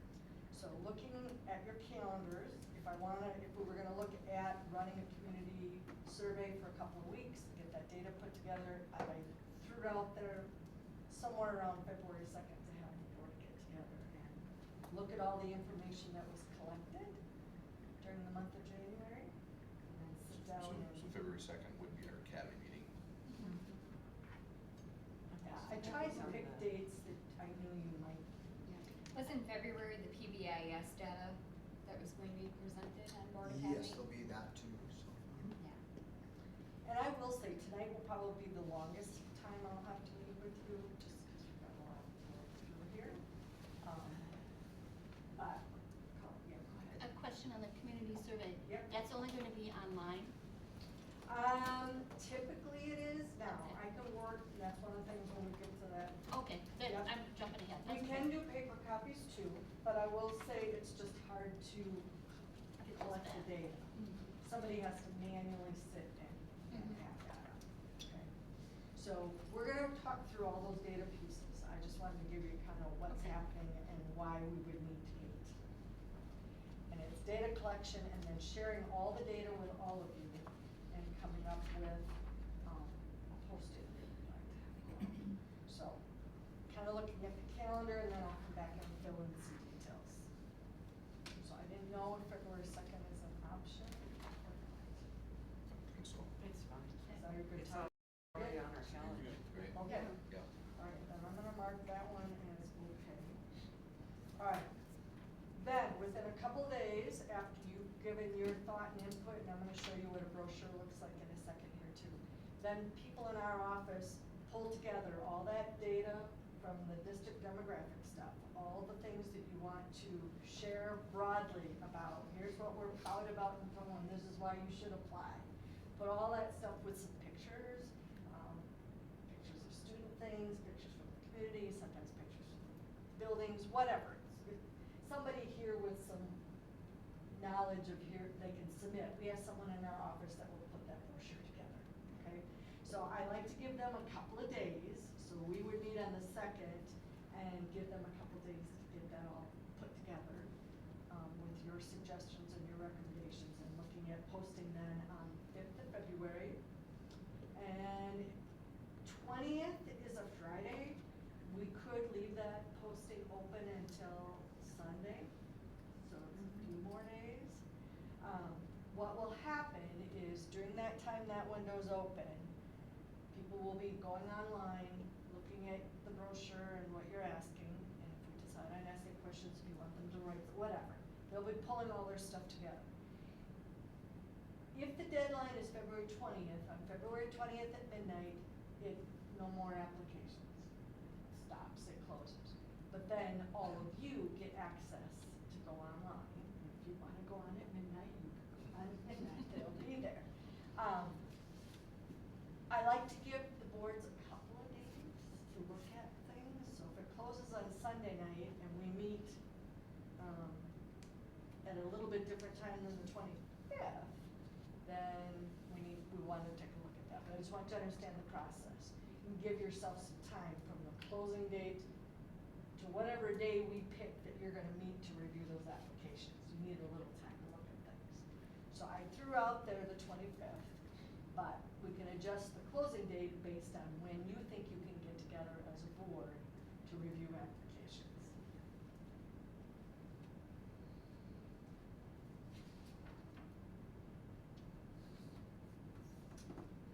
And I will say the school board convention is 21st, 22nd, 23rd January. So, that's another whole thing. But in February, there really isn't anything else. If it closes on the 20th, it'd be nice though to have that applications, because if we postpone the review of the applications much further, you'll notice that the next red item is, first round interviews. So February 25th, between the 25th and the 3rd of March, then I'd be contacting the people that you selected. So trying to keep that within a week's window. And I will tell you the reason 3rd and 5th were picked, and again, it's your options for your schedules. But I look at Tuesdays and Thursdays because I can't tell you how many candidates have board meetings on Mondays and Wednesdays. And it inevitably gets to be somebody that says, we won't have a board meeting. Now granted, we'll have 2 dates to pick from, but that's why I try, if I can, to recommend Tuesdays and Thursdays. And I know that's not normal days for you to meet, but it would just be the interview dates that we could. How are you handling out-of-state, people who apply? I mean, First if they round- apply from like California or Oregon or wherever. You have some leeway with that, but I will tell you, first round, I have had people, and even second round, if you're okay with it, we do the Zoom. You know, final round, they should come here, and I'll be honest, I've not had anybody from out of state get to that part, so I've not had that conversation, because then you talk about, do you offer pay for any travel costs, those kinds of things. So we kind of cross average when it comes to it. But the first round typically, unless they choose and they wanna be here, that's their choice, cause I've had people do that too. States away and they'll drive up on the day for the interview, cause it's important to them, they wanna be face to face. But typically we've offered the Zoom option on the first round of interviews, but good question. And, let me ask you, if we don't like any of them, after we've gotten through all this process, Yep. and we decide we aren't unanimous, then what? Well, I haven't had that the board Can wasn't we, unanimous. can we appoint at that point somebody to run the school until we find Oh, it? Yeah, as a board, that's your prerogative to hire your superintendent. That is by statute, your job is to hire a person. That's what I If thought. you choose to have an interim person, that's your choice. Okay, Yep, thank you. yep. No, and I've had boards go through the first round, they get the applications and that date that we're on right now with review of applications and choose your candidates, they've reviewed applications and didn't like anybody. So Right. we extended the, then we just adjust dates accordingly. I've had And then boards. notify those guys that they didn't make the cut? Correct. Okay. Yep, yep, all of that. I've actually had people go for first round interviews and they didn't like any of the people. Right. So then we opened it back up. It has to be, this is a huge decision, it has to be right, and you have to feel right about it. So there's always spots to move forward and take a different turn. I'm sure you did. Okay. Take a different turn. So, I'm wondering about the 25th of February, if that possibly would work to review applications and pick your people. Or somewhere around there. Is that, I'm good. 26, 27. It depends on what time. Are you talking about in the evening? Yeah, I think you- probably that sounds meeting evening, would be yeah. at your normal meeting Yeah. time. Is that, Cause that's just you. is that dependent upon whether we chose the midnight of the 22nd or the 20th? Well, I'm just saying you have more or fewer days It depending. just gives you. No, I understand. It just gives you a few Yeah. things. If I'm you just saying, decided yeah. you were gonna meet on Monday, well, then I would definitely say keep it on Friday. Oh, yeah, Right. no, I was But talking if you're about- saying we're gonna go a little further in the week. Oh, I don't know. Yeah, You yeah. just mentioned it, and I Yeah, thought, yep, nope, yep, I just want you to feel comfortable with how much time from the closing date to whatever We're- date you So pick. what We you're are saying giving them is, 15 we're days. just, We're giving them We- 15 days to get the application and then Yes. get it in. so Yes. we're giving Yeah, them If they haven't got in by then, they really aren't that. I think it's more interested.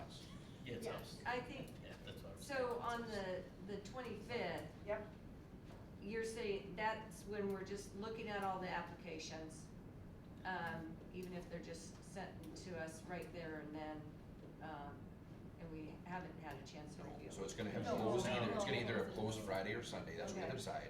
yep. And then we'll have access. So We'll have if we access decide on Friday is Friday. the end, we'll have Saturday, Sunday, Monday, Tuesday, Wednesday until the time of meeting to go online, look at them all, come in Wednesday night and say, all right, who are your favorites? And deliberate, What do you yeah. want? I don't think we need more than just 2 days. I Okay. think give them till Sunday, because everything That's why I in love it. college for these guys is always due on Sunday.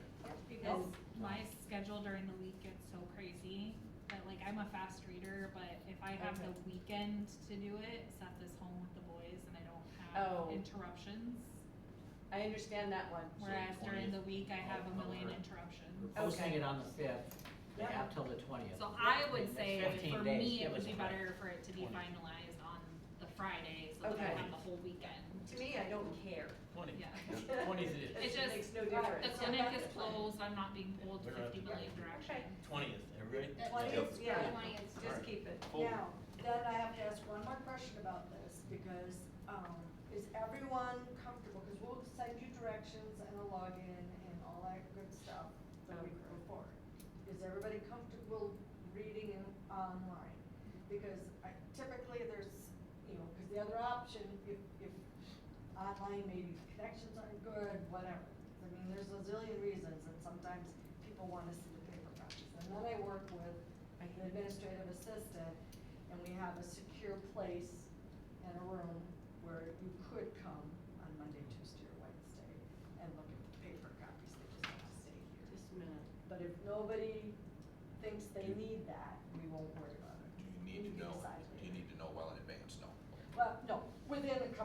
Yeah, I that's what gotta give enough time I'm after one the that needs 20th. you can give me the stuff online, but I hate reading stuff online. It Well, really that's why I bothers asked me. the question. So we're gonna meet again on February 2nd, Okay. and we can finalize, but I just, at least the 20th as the deadline for closing the opening, and the 25th as a meeting time. Just be prepared Yep. for that Monday to have somebody's office open for me to read. Well, and that's why we'll, February 25th, I'm just giving Sheila a Well, heads up. it would That's be closed the The session. 23rd and the 23rd. 24th. 23rd. and I'll work with her. 23rd, closed And- session meeting? No, And no, the no, no. 25th is the closed Just, session just meeting. for her to come in and sit That's in, easy. in an office. in a 25 district is the office. big meeting. Right, Yes. gotcha. Yeah. 25th is the big meeting.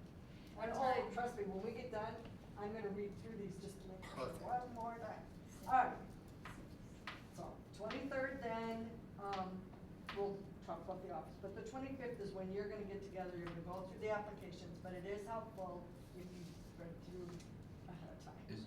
One quick question about that meeting, Yep. is that a closed Yes. session with just basically That us? is- Yep, okay, that that's is what I thought. closed session. Okay. You are reviewing applications, Yep. yes. Okay. The other one, the essay questions and the district project, that, no, that was the Yep, one that's yep. on the second, that's Yep. that. Yeah, because that one, everybody's putting their input. Yep, but, yeah, the 25th has to be That's closed. what I thought, okay. Yes. And so are the interview nights. First round Oh, interviews yeah, is also yeah, closed. yeah. So that's my next red date, set of dates there. Wait, did we decide on the 25th? Yes. What time did we decide? We did. That's what I asked. Oh, you guys okay. time, I'm sorry. Normal board time, I'm I- sorry. But we do have different nights. 6:30 or 7:30? Oh, Or okay, six. that's why I don't. Or 6:30 or 6. 7 or 6. I work until 7, but I am in charge of my own schedule, so I can always, Could you dip at I 6:50? can adjust if I have to. It's a heck of a drive from your office up to. I know, it's so takes forever to get here to my office. You just wanna go to 7, like a regular board meeting? Is that too late for people, or just? I don't care. So I apologize, cause I just assumed 6:30 and I shouldn't do that. So our regular meetings are 7, our Monday, Okay. our first Mondays, our academy like tonight are 6:30. Alright, so on February 2nd, that's a 6:30 one? Yes, Yes. Okay. And then review of applications on the February 25th would be 7:00. Okay. So then you will decide that night how many, and we'll talk about all the details with that. And then I will call people. By the way, when the applications process, when it's all posted out there, these dates for interview dates will be posted. So when they apply, they will know that these are the dates. Okay, so hopefully we don't run into, call an applicant that you picked and they're, oh, I can't make it those 2 weeks. They should know that. yep. Can I make a request for that meeting? Can we do it at the district office since it's a closed session? Yeah. For what? Can we do it at the district office since it's a closed session? You're awesome, Dr. Hanson, thanks for opening it. I love it, I love it. So, making my but drive quick- farther, on the Heidi. 25th. On the 25th, yeah. You're making my drive I'm sorry. farther. Forgot. Okay. It's one of the ways. And then it won't be so. I totally I won't have to wear my winter or I'm costume. joking. Yes, I exactly. like it better at the district office too, so Okay, it's so just gonna be hard to. February 25th then would be at the district office. Yes. Yes. Yep. As well as March 3rd and 5th. Yes, because it's a night. No, probably not, because it's gonna be a big enough, March 3rd and 5th. The It's gonna be first too round big of will a- be too in- big of an I interview. recall they were in What do you the mean? office when I did that. Who's 6 gonna be years in this interview? It's just the 7 of us. we. ago. Oh, no, math room. So I said, we were in the math room, Math it's a room big for the group, big no, it's ones. gonna be other Second round administrators was and at the teachers and district community office. members and, Not Why? typically first round, but let's Oh, really? talk about that. You get Why? input from all we did it with aspects of principals, I think. It's not the same. Typically first, okay, we can talk about this more too when we get to it, you know, as far as details. Just all. But we gotta get the dates in. Yeah. But first round, I will tell you, is typically just. Yep, yeah, I get that. Yes. Yep. You're right, So yep. the 3rd and the 5th would be just the 7 of you and me and the candidates, and leave room for one. So that could be the district office. Yeah. Yep. But you want it, I mean, again, it's your. No, you're right. But, okay, alright. So, and we maybe wouldn't need both dates, but I typically use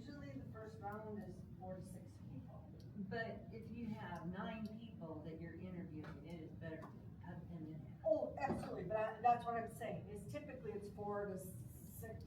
I've done 9 in Okay. one day, and it is No horrible. way, no, and one day I would never say more than 3.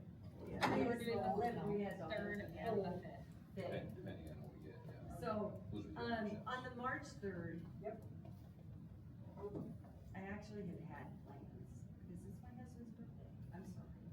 Oh, we can adjust, because again, No. at least one of these dates is not a Monday, Wednesday. If your week is where we could do one on Monday and one on Thursday, or one on Tuesday and one on Wednesday, at least if there's one day that's not a Monday, Wednesday, Well, I'll we just can see work what it I out. can Those are the 4th and 5th. But no, that's why we talk about this. Yeah. Because these are We just did 4th fine. and 5th, do back-to-back nights. No. No. Just keep it, just Okay. keep it. Keep it, okay. I'll just tell my husband. It's okay, the March 12th is my 15-year anniversary. He just so turned it's- 65 on that day. Well, and you That's might coming be up okay on the President's Day 12th, on because if it's all unanimous on the 10th, it'd be done. There we go, see, it'll be my anniversary present. Yeah. Alright, so the 3rd and the 5th. Yep. Okay, and what time would you like to, well, we can talk a little bit more, but if you're putting out calendars right now, you might have to start Titch early, if you're thinking 3 and 3. Because usually it's an hour to interview with 15 minutes between. Tuesday and Thursday. So, I think we just have to realize it's gonna be longer than I hear. okay, so what's the earliest you want to start? As long as people are I punching can the start calendars. whenever. On Tuesday, or on Tuesday and Thursday, the Yep. 3rd and Yes. the 5th? Yep, what's the earliest? Oh, I have the whole day. My calendar isn't open up right now until Okay. there, so mine is And we open. can talk about it later, but I saw people punching No, it, so so if you just wanna mark the 3rd the and 5th. sooner I get it Yeah. on here, Yeah, the like today, it sooner. would be better. How long are they? Because 45 people minutes? schedule on my. Hour? Well, the Another- interviews are 45 minutes to an hour, and then you want So you time. can, And you then interview it's five, an so you hour interview and 5, 6, and 15 7, minutes. or you interview 6, 7, and 8? Well, we do, let's say 5 and then 6:15 or 6:10, just so you have a That's little right. time to I write some would, notes I while would you're. I would start like at 3 in the afternoon and then go, because in case you end up, I don't think you're gonna you serve, don't know how many interviews, if you but end you're up not gonna with serve 8 the facility, interviews. you're not gonna serve all the entire staff and everything And we else. might have to, we might have to wait, we can decide Yeah, we can figure that out starting later. time, Right, we'll figure it out once you later. know how many, because if there's only, Plan it. people only wanna see I'm 4 gonna, people, what time? 2 and 2. Yeah, That's I'm your gonna do difference. 4. Yeah. Cause I do a lot of parent trainings at 4. Yep. Alright, but March 3rd and 5th, that's the big one, it's just that we have the dates. so, picked. I need to start blocking out at 4. That's what Correct. Katie Is just that said what too. Katie did? Yeah. Because I Yep. start filling my calendar in, Yep. so. Yep. That would be perfect. Tentative.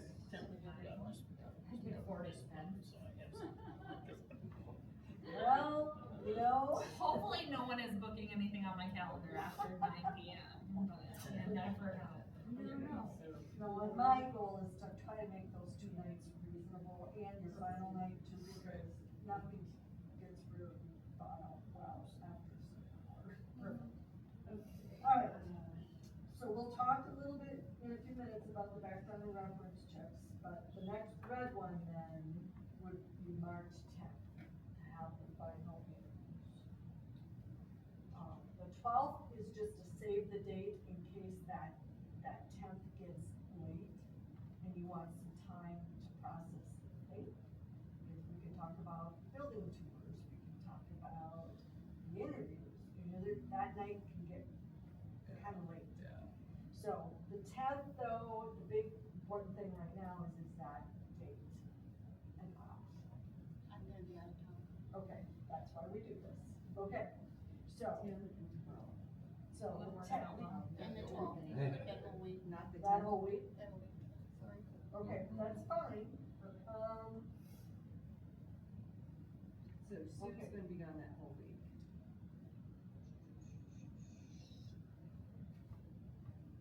St. Patty's Day is the next Tuesday and Thursday. Well, we only need, yeah, okay, there we go. I won't be back until the 18th.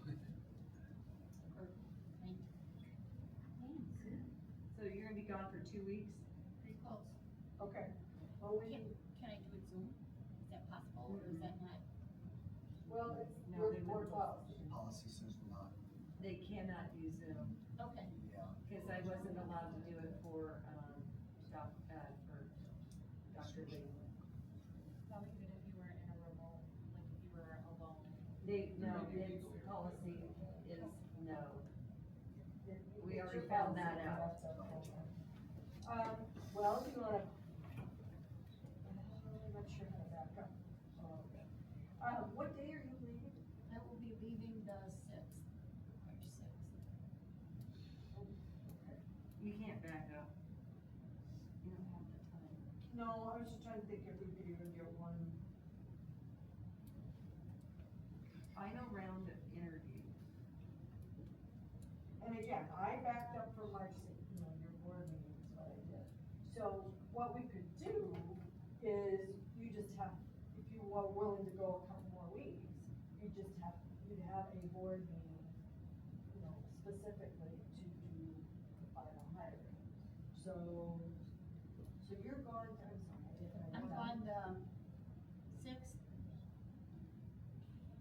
I don't know. Do we have a spring break in there? Okay, 19th? Yeah. So the first day realistically that you Be the 20th. Be like the 23rd, that following week, 23rd, that's late though. 20, no, well, that's okay. It's a little longer gap between first and second interviews, but that's, it's okay. So the 23rd is a Monday. That week, I'm back for sure. So that's a Monday on the 23rd. So you're back on the 20th, on a Friday? Tell you the truth, Teresa, I'm not exactly sure. Okay. We're driving back, so. Oh, I understand, never mind. I'd like to be, but if it doesn't work out for the group as a whole, that's fine. Can we push it up a little bit? Like, we have a special meeting before February 2nd to get the essay questions and district brochure finalized, so then we're done by the time Sue goes out of town with the final interviews. So, That's, my concern is, I mean, I don't think pushing it out 2 weeks is gonna make a difference at all, but if we have to start, if there's other positions that have to get filled to, like, if there's a ripple effect, Yeah. basically we gotta take care of that too. I don't think 2 weeks is really gonna make a difference. I don't think that would make a difference. I think what you're alluding to is we would like to So I was saying, can we do, like, so right now we're doing the essay questions and district brochure finalized on the 2nd. Can we do like a special meeting before then, or can we, well, I guess no, cause then you have to do the focus groups. Yeah. That was the community survey. You don't have to do focus groups. Unless we did the focus groups instead of the community survey. No, you would need to do the community survey. It's better to get a community input. From when I had done this, we did community input from every different, venue, and they were done by survey. And then at the end, we didn't do focus groups, we put together the questions from the community survey, and then we turned around and we had, community forums, a different type of forum for different personnel and the outside community to come in as, part of the, final round of interviews. So we skipped the focus groups, So, and we got a really regardless, good one. so basically I'm asking, like, is there a way to move it up? Or do we just do it March 20?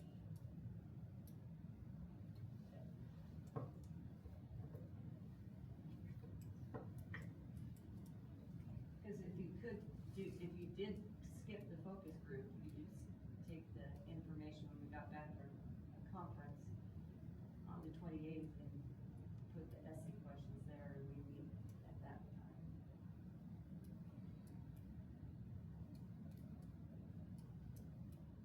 I think 2 weeks is fine. I really, 2 weeks is fine. I would Let's leave rather it that way. Sue be here, and because decision is going to be made by the 7 of us, because we cannot delay it until after. That's why I was saying, like, if we need to do it sooner than the 2 weeks, Right. if we bump everything up so Sue is here before she leaves, but I don't think that. But I don't think we can. Pushing it do out 2 with weeks that is gonna 2-week make a time. With her difference 2 till week you're chunk back. of being gone, I don't think we can I'm wrangle it.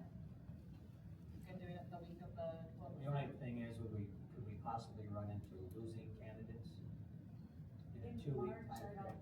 see, cause what'll happen is they'll interview on the 3rd and the 5th, and the people that you select on the 5th to be finalists will know that.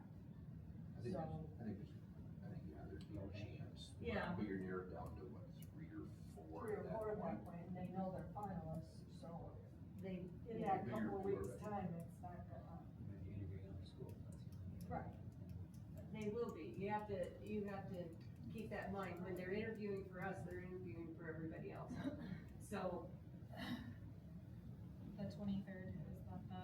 So we would do the final round of interviews the 23rd. And then if you needed to, then we could still leave the 25th or the 24th, doesn't matter, if you wanna do that back to back, but usually we do it for a break. So the 25th, if you needed it, so the Monday, the 23rd. third would be the final interviews, final round. Or, and again, I'll throw this out there, you wanna avoid a Monday, because people have board meetings, outside of that, it's the 1, 2, 3, 4th Monday. So they probably won't have meetings that late, I would think. You know, you could go Tuesday also. Wouldn't make any difference. Mondays are super open. Okay, and again, that's fine, because if people know they're finalists, that's. Right. But it is hard to leave board meetings. What is it? It's hard to not have your board meeting, you know?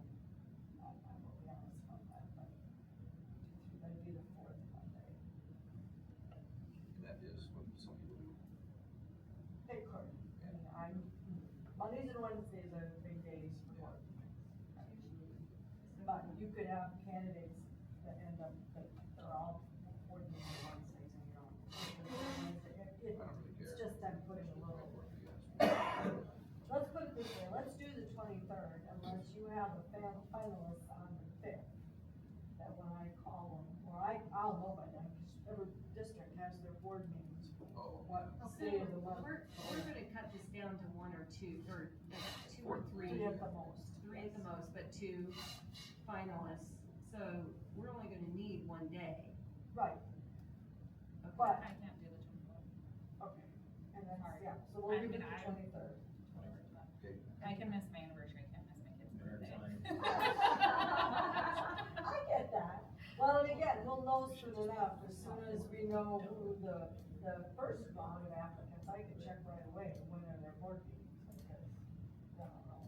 Alright, so finals on the 23rd. We establish a time on that one as well. Well, let's, No. yeah, not quite yet, cause it depends on how many things you want them to do that day. Okay. Are we talking about them meeting with groups, are we talking about tours, are we talking about? Okay. Yeah, Fine. as long as they have the day, Day. we're good. Day. That's- Alright, and then if you wanna save the 25th as an if, you know, you could get done on the 23rd and it's unanimous and everybody knows, nope, this is the person, and we don't need another day to deliberate. But if we're sitting at 9:30 at night and you're still debating, then I'm gonna call it and say, let's take a break, we've got this date on the calendar, let's come back when you're not tired. And make the decision. So, we can set times for both of those at a later time. What is the final round of interviews date? It says March 10th. It says March 10th and we've picked the 23rd. You just say the 23rd. Oh, I thought that was the final candidate, so, Yeah, yeah. sorry. Yep. And then the final candidate selection is just that optional, in fact, if you wanna write optional next to it, that's another, Okay. an editing change I should make. That's if you need it. Okay. Now, just be thinking then, you're probably gonna have a special board meeting at some point, cause what's your next, after the 25th, what would be your next, like regular? April 6th could be, the regular meeting, not till April 20th. Right, but the 6th. April Six would be a, Easter meeting Monday. like tonight. And that would be great then, okay, so I can put a note in here that potential When's the board election? meeting, When's the election? cause I'll get you a revised calendar. April 7th. 7th. Okay, so rather than, March 16th, my potential board meeting on April 6th. That means organizational meeting on the, 27th. Right, right. So, okay, so this says negotiate contract March 12th through the 16th, so that's not the correct dates. Not now, now it'll be the 25th through April 6th. Because when you leave on the 23rd, hopefully, but if it is the 25th, your board president's gonna have guidelines as to here's the amount of salary that you can go, you're gonna be leaving that meeting with parameters for him to offer the job to the finalist. And he might need a day or two to get that all finalized and worked out. So then April 6th, when you come back, it's understood that the person is gonna accept. Unless there's some really broad things that they come back and beyond the parameters as board gave money, he that isn't gonna have authority to make that, that's April So they 6th. don't negotiate with HR with, Not with this job. No. No, this one is with the board president and then coming back to you as a board. so if they negotiate outside those parameters, then you have to call a special meeting, Yep. correct? That is correct. Hopefully, And well, so, part of our process is to kind of build towards not having that happen. yeah, But, just in general terms right now, so that you understand the calendar. So where are we looking at then announcing? So if you did April 6th as a final, like, here's, we're done with the contract, anytime after that, you can do the 7th, 8th, whatever, you know, we'll get to that point, we'll know more. But yeah, if you right away, that within that. For the election, the succession. Sometimes negotiations go, and other times, there's just no predicting that. Sometimes I've had, boards actually call, they pick their candidate, and they call them, and right at that meeting, and it's, yep, I accept whatever, because it's a good fit and everybody's excited. Majority of the time, it takes more than that. They wanna see a copy of the contract, like, there's different pieces, and we're gonna talk about that. Is that something you need to start on soon? Do you want to update the current contract at all, in terms of language, that allows it to be viewed, job description, there's some things there. But, okay, so I'm going to read down these dates, to make sure we got this right. So, getting down to essay questions. February 2nd. Review of applications, February 25th. First round, March 3rd and 5th. Final round, March 23rd. And then final candidate selection if necessary on the 25th. And then negotiate contract up through April 6th. That works? Good. Yay, okay, that's the most difficult part of all of this, is getting that. We doing okay over there? Taking a few notes, let me show Got it, you. all right. So now we can go back to that worksheet. So we've crossed off A, set timeline and date for search activities. Now, I wanna take a second. There is some information about focus groups. And I know past experiences, but I'm just gonna throw the stuff out there.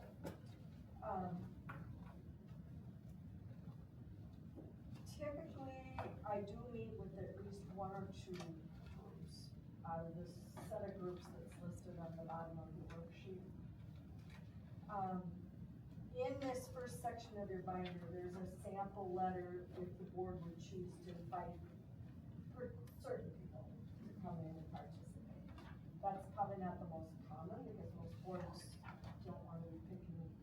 then the question will go on, and that person get picked, and another one.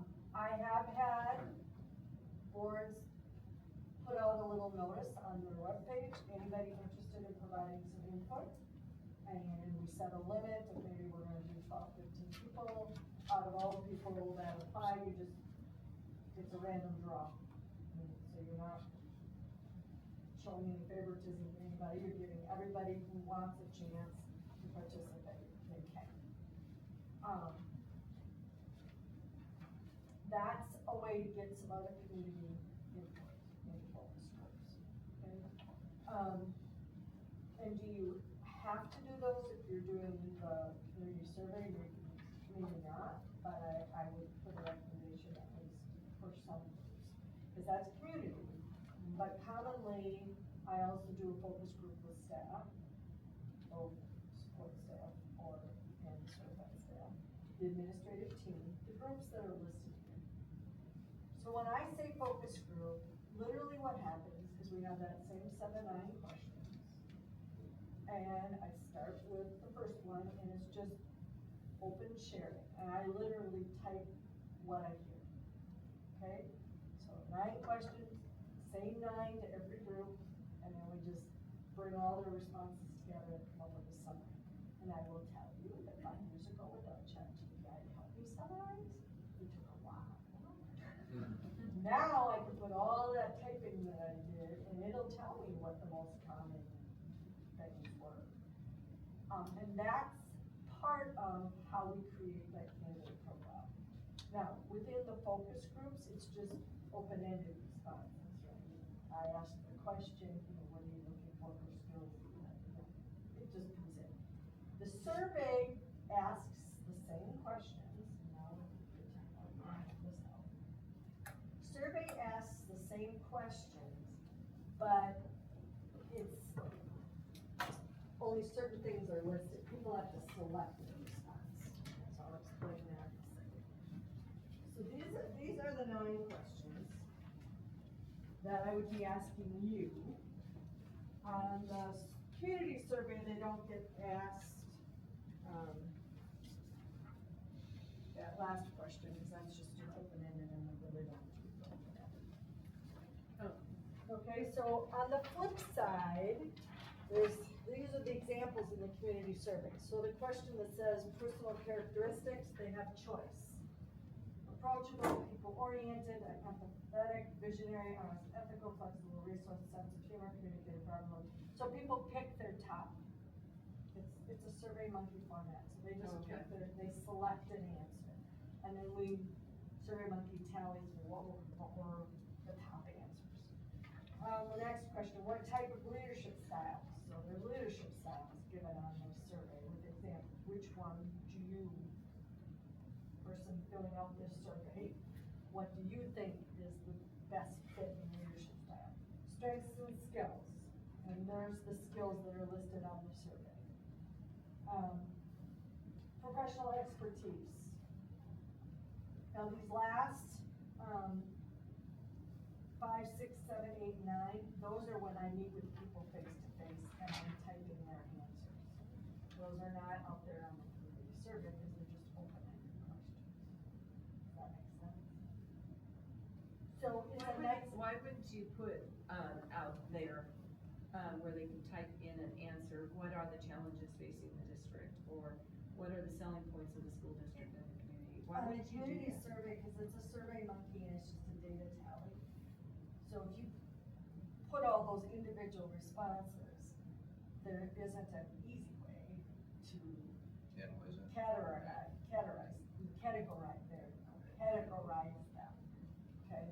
So if somebody who doesn't get chosen for one of these groups, because you're only gonna choose 12 people, and they really wanna give their input, their voice now has been shut down from the community, Well, other than and they so. can't answer these things. They do get these first sets of.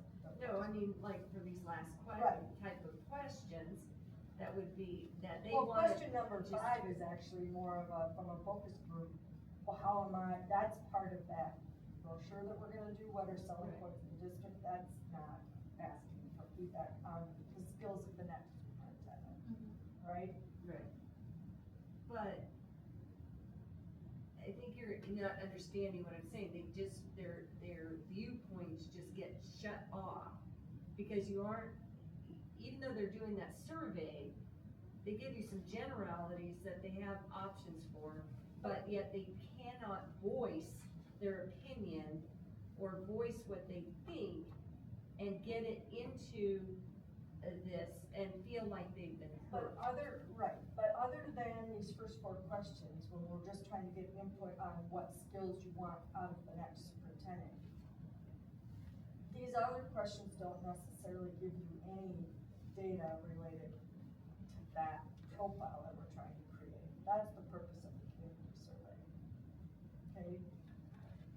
These last questions are more district oriented, not skills of the next superintendent. But if we're trying to find out what the community wants and how this person is going to deal with. Right, but these next questions, what's one thing you would improve about the district?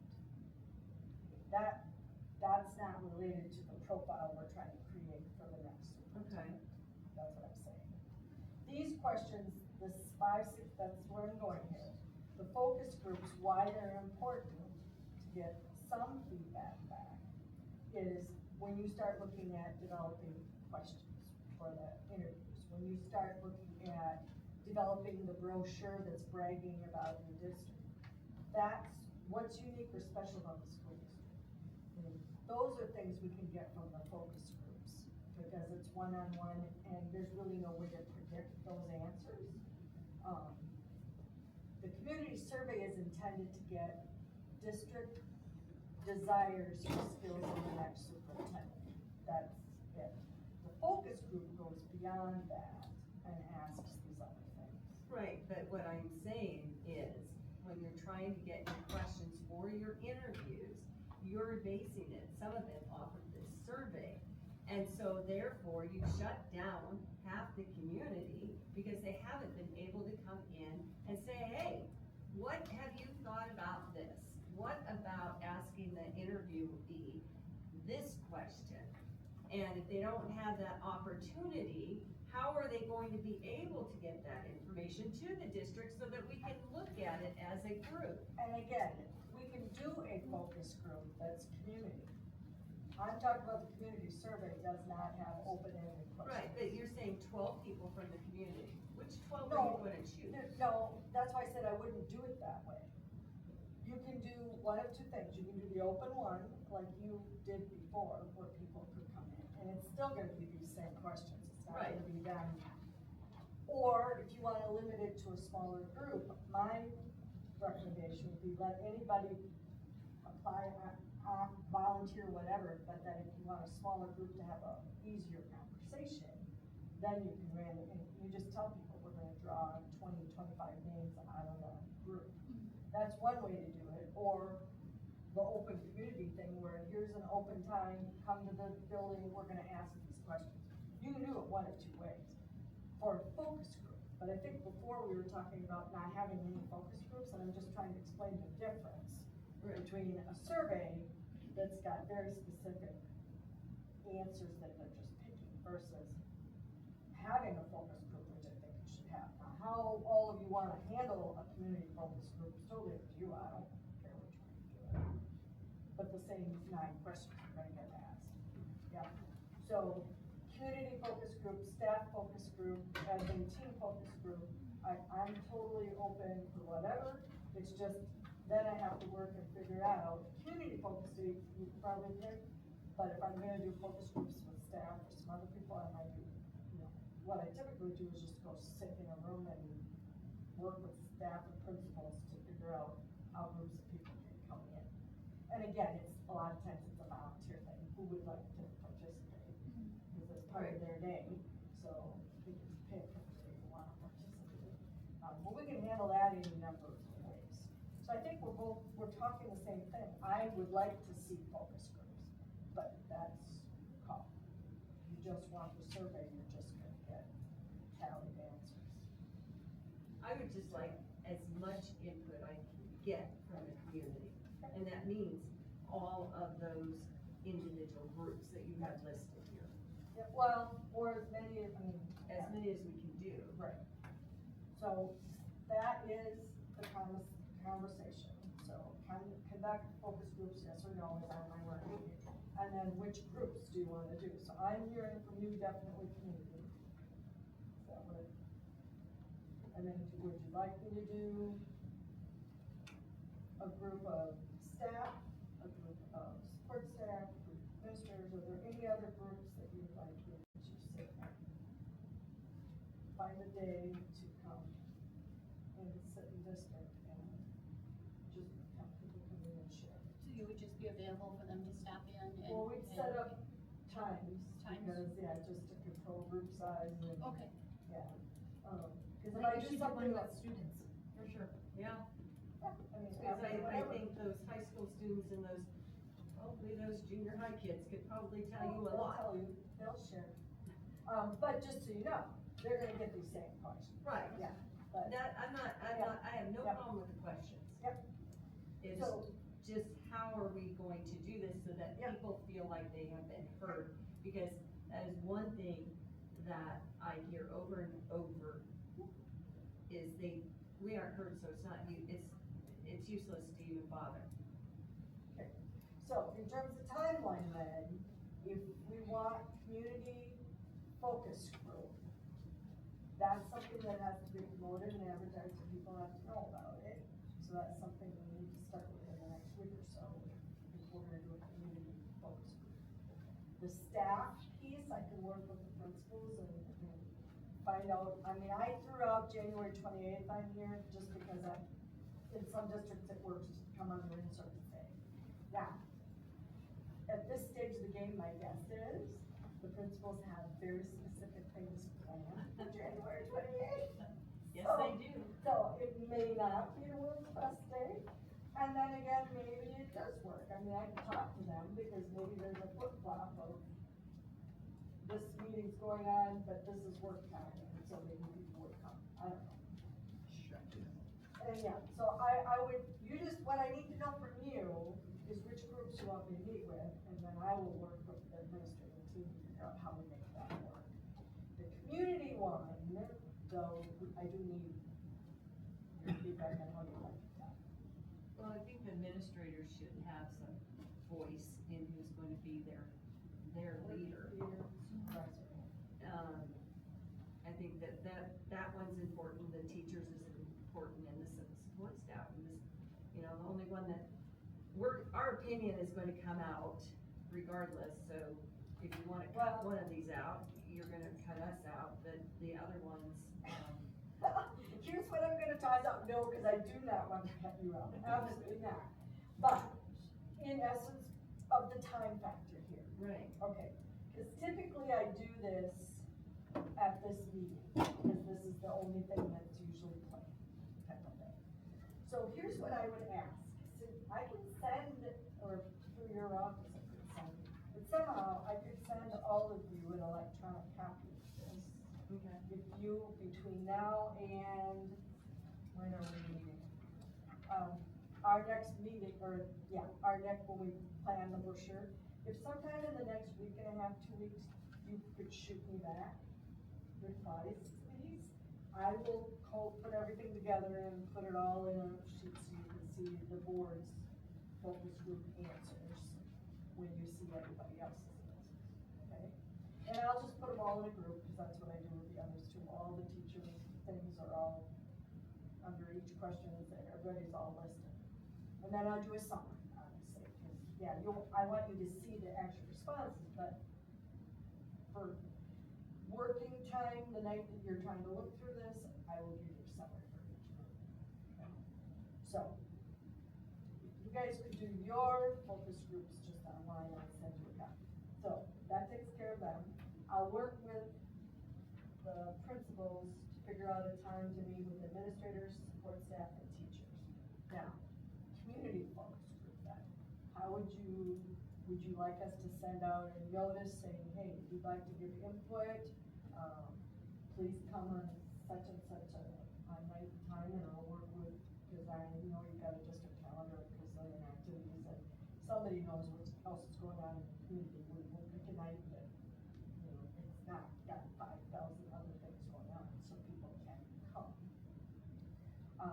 Or we could also, do a situation where, people apply by such a, send in their interest by such and such a date, which we've got a pretty tight window here. And then names would just, 2 dozen names will get drawn. If you don't get 2 dozen, well, then they're all on there. So again, at that, you're literally gonna walk down questions 1 through 9, Yep. and that's it. Just ask them to, So how do you control a very loud voice in the room? give that's part of facilitating the conversation. A, we have the questions. B, I'd like everybody to be heard. Okay. So we gotta give everybody a chance to be heard. And you're the one doing this? Yes. Yes, okay. Yes. Yes. And you would just, and so I guess I'm gonna go back to you a little bit. What have you seen as being the most effective more often than not? I mean, is there a certain number cutoff that you would like to cap at? I mean, would you want it in a room like this? Would you want it? You get more than 12 to 15 people, it's like Right. have everybody be heard. Okay, so, and I will also share this. Only one time have I done a community focus group. No, 2 times, Really? community focus group. One time, the board picked people and called and asked, would you like? And one time, we did the lottery thing. So in both cases, it was a limited group. Okay. I've not really done one where it's just open door, try Well, it's to good to know. challenge. That's what, yeah, that's, Yep. yeah.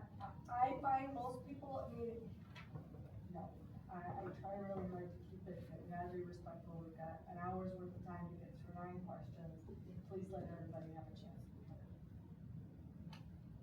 What if you had 200 people showing up? Well, I don't think I don't think anybody that'll happen. Well, and that's what I was saying, I'm thinking you wouldn't probably wanna do it that way, where it'd be an open door, right? Yeah.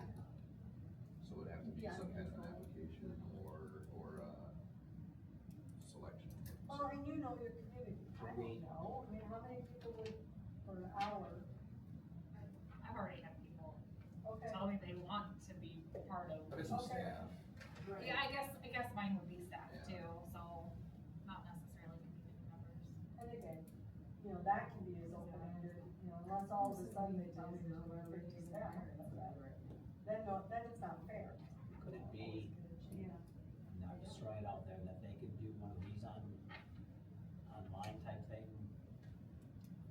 You send it out, Well, I have to rekey everything that. Again, what if you get 1,000 of them? Yeah. You won't. That's the issue with that. 7 of you, I can handle that, right? Right. I can rekey, Can't you just put them in ChatGPT though? but if everybody's submitting, then I have to cut. Just doesn't take it all. I have to pull all the answers off. You could just pull the data in. Not if they're writing essay answers. Can you? Convert it to a PDF. So I was thinking just upload the I was PDF. gonna say files. There is a way to do it, but you don't, that was kind of where I was thinking was if we do that instead of a community group, then we don't have to worry about trying to hear everyone within an hour and everyone can still have their input. And then we would just I would prefer that. pull it into, you would just pull the PDF right into ChatGPT and it'll summarize the whole thing for you. Let me check with, I don't know if that's legal, that's why I asked. I don't know if like. Why wouldn't it be you can- illegal? well, it's not that it's I don't know. it's just the pulling, off the Survey Monkey. I'm not a technical expert on Survey Monkey, how that all works. Does it have to be Survey Monkey? It does, okay. Internally, it does. There is- Well, because it looks like some of these are just, they're, like you said, the first several are just pull downs, right? Yeah, those are the ones on the. Those can survey. stay on Survey Monkey, and then they could be redirected to another, area, or, I don't know how surveys are Don't done. complicate. Yeah. You can pull it from Survey Monkey. You can pull it, I'm gonna okay. look, we'll just keep. And then have them write down their quick essay, no more than 2 sentences or whatever the directions should be, and, blurb their stuff, and then do, I don't know, somebody said, put in a PDF and then just copy and paste PDF, that section on the PDF, and, then you have all your responses. And then let AI generate the summary from that. Let AI read it and generate it. SurveyMonkey is an AI powered platform. It is?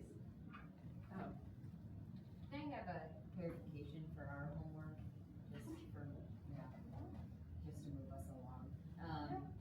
Questions 1 through 4, which were the survey monkey questions, would you like us also to just choose from the pull down? Perfect, that's what I wanted to know. And then the rest of them, you would like survey answers, perfect, thank you. That's you all. would like our essay answers in the next little section. Got it. Yeah, Because I need all of this back for that first, the next time we're all gonna be together. Just be careful that we're not trying to overcomplicate it, because I mean, some of this stuff, we know the biggest parts of these, I mean, Yeah, I just want I guess getting this whole thing out, the first 4 questions to the community, so that they can have the voice of choosing what are those Absolutely. characteristics that they're going to be able to interface with. So let me just be clear right now. We're going to put that survey monkey, like little link, whatever, on our Facebook page, on the district website, all that kind of stuff. Whatever, yep. Absolutely. Then you get to answer the first 4 questions, anybody in the Well, community. and there's actually, I mean, I'm sure You there's send it more, into yeah. the newspaper No, and. hold on, hold on. Okay, so then the next portion, I'm so sorry, he looks so exhausted. No, I'm just processing this whole process of how to get Absolutely. 100 responses, all, yeah, I mean, that's where my brain is. Right, so let's just focus on what your original plan was of like putting that survey monkey link up there, you get the aggregate of the data, you know. Well, you from get those copies questions. of it too. You Right, don't get survey which is results. beneficial for all of us, absolutely. Yep. So now, we're at a portion right now where we're talking about focus groups. And she was saying that she has done 2 types of focus groups, correct? We have done the lottery focus group, and then we did a board that picked and choose their friends. And there because is they a focus group invitation letter, I did. Absolutely. Yep. Absolutely. So let's make a decision as a board of one of those 2 options. Either we decide that we're going to choose and hand select community members, which I think would be a blowback, you know, from some of the people, right? Or we open it up to the lottery. I suggest we do the lottery, because if people truly care, and I'm talking about the people that are talking to you guys, that are saying, I wanna pick the superintendent, and I wanna be a part of it, this is your guys' job to communicate to those people that they need to get their name on that lottery. They need to also do that survey, you know, and they can email the Board of Education, who is the people that are going to decide who is going to be chosen. They can email all of us at any point in time. That's how the community is going to get their input to us, okay? So, lottery or pick people, what would you guys like to choose? I really do lottery. Mike? yeah, I'm good with that. Lottery, Yeah. lottery, everybody's cool with lottery? Bueno, we got you. Moving on. All right. And I will work with the office to get that information out to everybody in the process. Awesome. And then we will have to get those people, cause I have to meet with them. So we'll have to have a relatively soon deadline to fill it out. So how will that look, then? You send it, you'll have something that somebody's gonna just email us as. Well, we'll put it out on the website. If you're interested, contact. But district office by you any date. pick the date, and you say if you're not available this date, Right. What's it? So I guess that's what I'm saying, Yeah. so is it gonna be, you're gonna have, who's email, who's collecting this, is it? you must be available on such and Typically, such the a date. administrative assistants. So it's Sheila, so you're gonna say contact, if you're interested, contact Sheila Butzler at this email, tell her you'd like to be And on then the list of we'll potential. have, Yeah. I gotta look at the calendar and work my way back, because, we'll have to have it before the 28th of January. Yeah, we will. So, we'll Well, have to. so we don't have to worry about that. Nice. I will take care of it and work with the district office on that. But Okay. then, are you okay being, and we'll have to have a couple people there when we pick names, just to make sure it's all. We have the, we have the 26 and 27. Yeah, I mean, you can, if you need to call a couple of us, but I mean, yeah, Sheila's a notary and things like that, so she's well respected, but then, I mean, so if you have somebody else. Yep. I will pick a date, it'll probably be that last week there.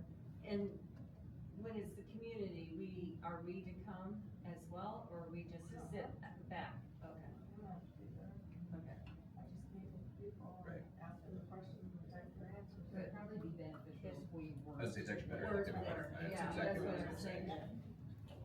Just a suggestion. Well, not saying I have to go there. Yeah, I'm just. I agree with you. Okay. All right, So you're gonna do focus groups with school board, teachers, community, administrators, support staff and students, correct? that's what I have marked here. Yes. Okay, and then ours is just the Survey Monkey, correct?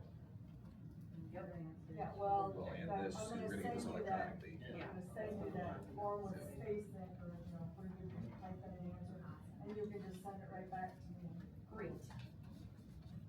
Alright. I think that's probably for the night, as much as some of the rest of this weekend, and I have a yes on the survey. You connected? Alright, so, please take a little bit to look at your binder. I will hand these out just so you can see what I was talking about. I'll start these on this end, so, once we get all this data collected,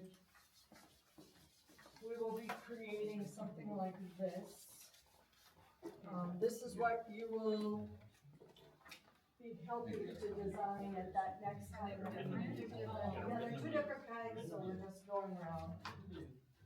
Those are two current searches that are happening. Just so you understand how this all gets collected, how this information is used, okay? So, all that demographic stuff, the pictures, the information about the district, all that stuff is what's collected from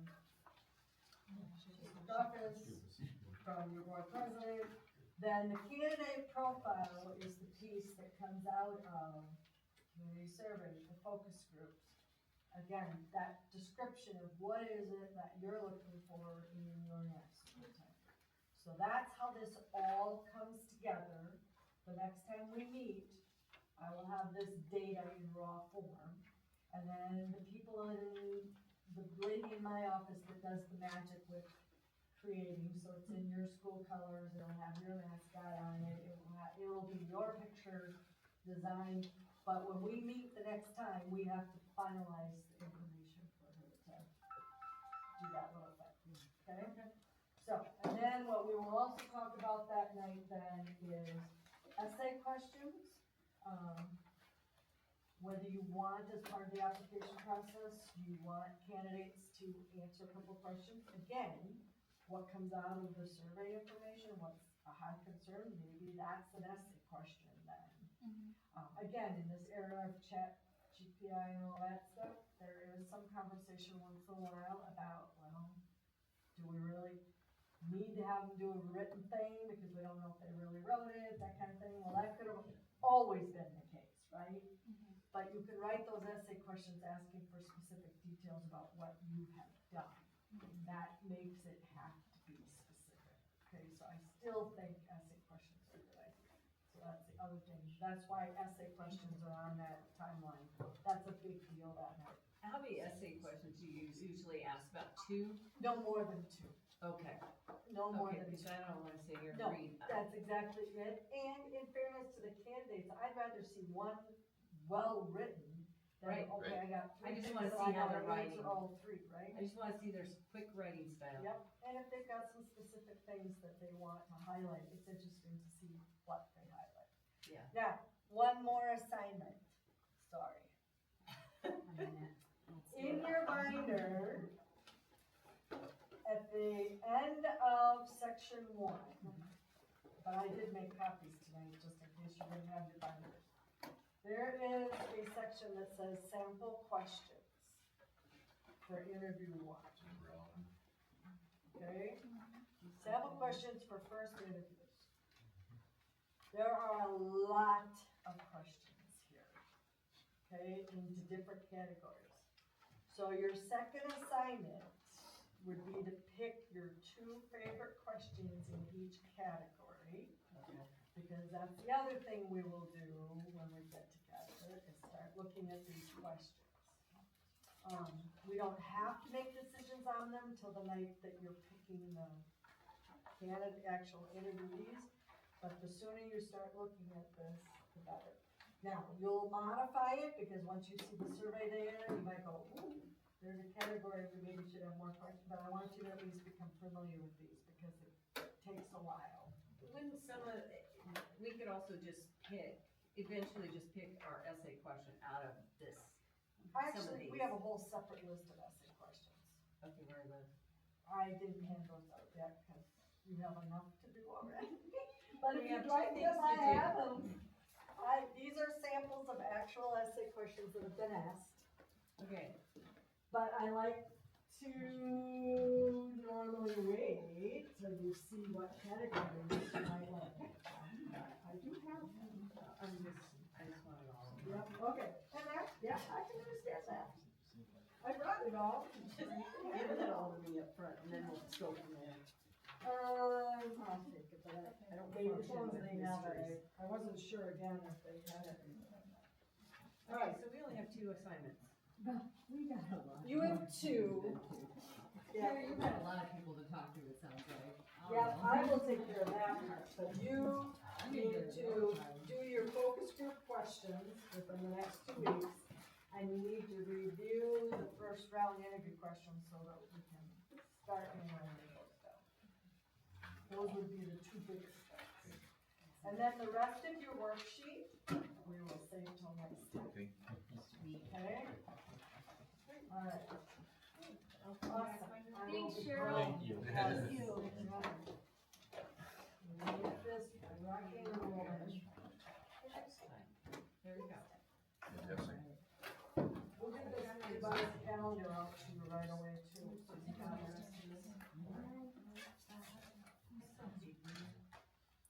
Okay. Perfect. Thank you very much for giving us Yeah, one. no, thank you. Thank you. I appreciate you listening. Well, and I want to be as accommodating, but, you know, my brain works a little slower now, the older I've gotten, so I'm still back on how I'm gonna do the chat. I'm sure there is. I'm gonna learn something new. We'll make it work. Leave it to her, she'll figure it out. Well, I That's may all just she call does is her, data. actually. Yeah, I may just call. Cool, cool. No, Thank it's you not again. all Thank that you so she much. does, but Yep. she does a heck of a Drive lot safe. more. Yeah, Yeah, drive drive safe. Yep, Thank you. All right, sounds great. That was number 7. We'll move back up to where we left off with number 5, which would be consideration and approval of the next steps with the school forest land sale.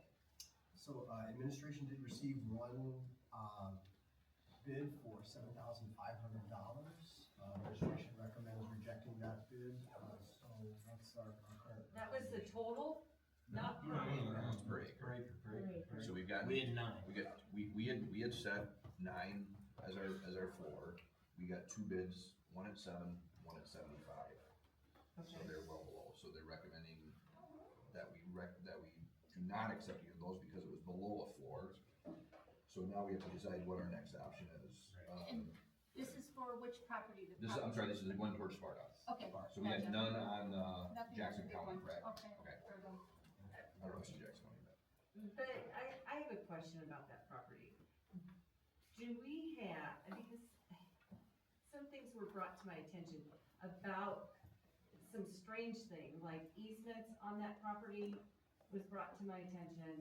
And then, for the utility that goes through there, the road that goes through there, the, what do you call it, the, snowmobile path that goes through there, do we have it on record about that, and then the title issue? But the title's been in our name for 70 some odd years. So those are things, I think we could find, I think, like, I don't have that information for you, I'd have to get that for you, I wasn't aware to bring any of that this evening, but, I do know that there was a bid that came in, we recommend rejecting it, and then perhaps you can talk next steps. Okay. A lot of those things, like the snowmobile trails, that's arbitrary, that's between the snowmobile club and whoever purchases the land. So that doesn't concern us at all. All those other things are done in the title search, when they search the title, the buyer, Right. and. That's what I'm saying, yeah, Yeah. so part of what we had decided initially was we were trying to do this with as limited, like, we didn't wanna spend a lot to do a lot of stuff, so we were Exactly. basically wanted to say, we're selling it as is, we want 9,000 per acre, let's see what happens. Okay, this is what's happened. Okay, we got no bids in Jackson County, if that's, I don't know if that's what I'm gonna call it, we'll say the Warrens one. Yeah. We got 2 bids that were too low here, so we got multiple ways we can go. We can, and somebody may come up with some other ones, but we can A, walk away from it for a while. So we can just say, we're not, let's just table this till forever, until we bring it up again. We can, lower our floor and, basically reopen it, you know? Or we can do a different type of sale. Like, we could do an auction, like a one day, like just say, we're gonna, on this date, we're gonna auction it, whoever shows up is gonna buy it, you know, or for whatever it happens to be. We'd still set a floor, or whatever else I guess we come up with. Those are the few that I thought of, or we thought of. Well, my biggest concern is we have to act in the best interest of our tax-paying base, our taxpayers. And the best interest of the school district in getting the best deal we possibly can get.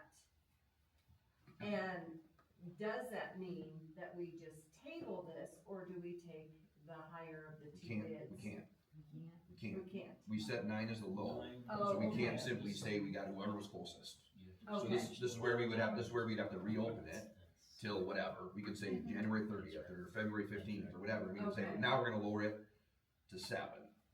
You know, and then we could reach out to these 2 and say, just so you know, we're reopening it. You both have qualifying bids, you know. And then do that, And then okay. do that. So if we feel that 7 or 75 or whatever is a new number we're gonna be satisfied with, So, we could do that. so legally, what you're saying is we have to reject them because they didn't Yes. meet the Yeah. criteria Basically, of yes. the lower. That's Basically, So yes. then, that's where we are, so now we decide, so that takes care of that, takes care of those 2 bids, and now we decide, do we wanna continue this path, or do we just wait until a better season? Which is what I said. That's Yep. what he said. And so I would wait until a better season.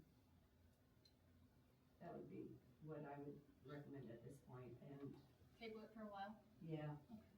So first with a decision on the bid and then Reject. the second one? I'd make a motion to Do we- reject the bid. Do we have to? Well, Since we didn't have any qualifying bids? Well, I think we have to, because we can't start a new one until we So- nullify the other one, right? We can make a motion saying, because we didn't get any qualifying bids, we are Just reject- rejecting the offers. Nick, so, I'm sorry, Mr. Chairman, I'm just. I'm just trying to figure out if we have to. If we didn't get anything that qualified. No, we don't. We don't. You don't? Okay. We don't. Superintendent, I'm sorry, can I ask a quick question of the superintendent? Or, no, not appropriate time? It's his meeting. Yeah. I'm not really supposed to. Yeah. Well, it was about the encumbered, properties encumbered by easements that are not recorded. It's the board's position that that's tough luck for the buyer. Correct. So you're buying a property that has easements, but are not recorded against the deed. So I could buy 200 acres, it could be hypothetically, and all 200 acres are encumbered by an easement that's not recorded. So it's like a bait and switch, if you go and buy that 200 acres, and then find out after the purchase that it was encumbered beforehand by an unrecorded easement. Okay, well, regardless of what it is, we're not gonna accept the ones that are too low, we can't, so. We can't legally. Right. So I guess we can, just to make it clear, if somebody wants to make a motion that we reject the bids that didn't qualify, we can do that, Yeah, just so that's- it's on record. Yeah, that's so it's on record. I just make that motion because that's what the board decided. That did not reach our minimum ask. Yes, that's all. So is that what you were saying, Spencer? That's exactly right, because it didn't meet the criteria that we extended it. Okay, so I got a motion by Mr. Stevens that we do not accept any of the bids that did not reach the minimum ask of 9,000. Got a second for that? I'll sign it. Second by Rick. All those in favor of that, say aye. Aye. Aye. Any opposed to that? Okay, so now the next step is, we've had some discussion about tabling. I guess I don't know how that looks, we just gonna say we'll table it indefinitely? And just see whenever one of us feels like bringing it up again? What about an appraisal? Are we going to, pick a deadline that we're gonna look at it again? Summer, spring, fall? If there's questions about easements and all of that. So then we're gonna start spending money, which is what we Yeah, were right, and trying not to do we- originally. I mean, we don't have to sell it at this point. No, we don't. We can sit on it. I kind of feel like at this point in time, we've got a lot on our plate Yes. without having to deal with this. Okay. I would say put it off indefinitely at this time. Okay, I move to table any further action related to the school forest land sale and district administration to return with options and supporting data, including market comparables and valuation considerations. You're gonna have to go. No. Motion second to table any further action, we got that far? Related to the school forest land sale Related and direct to the administration. school Hold on, yeah. forest land sale And direct administration to return with options. and direct administration to return with options And supporting data, and supporting data, including market comparables and including market valuation comparables. considerations. What was after And comparables? valuations considerations. And evaluations and considerations. Any date on that? Nope, just a straight table. And I'll second it. Alrighty, thank you so much. Just appreciate you going slow for me. Yeah. People pay attention a little bit. Second. Good motion by Heidi and second by Teresa. Okay. All those in favor of that, say aye. Aye. Aye. Any opposed to that? We're cooking, let's go. Okay, come on. Thank you, Heidi, for getting me to dinner. You're so kind. Alright, next would be a board member discussion and position on the WASBA, so our Wisconsin Association of School Board, proposed resolutions for the 2026 delegate assembly held during the annual meeting at the WASBA annual meeting, which is on January 21st of 2026. So I just wanted to quote some things, Heidi's got all of this, the board has it all. You know, if there was anything that really caught your eye that you wanted to let Heidi know, hey, this is concerned and keep us up to date. I actually have, oh, look at you with notes. Shut up, let's do this. Alright.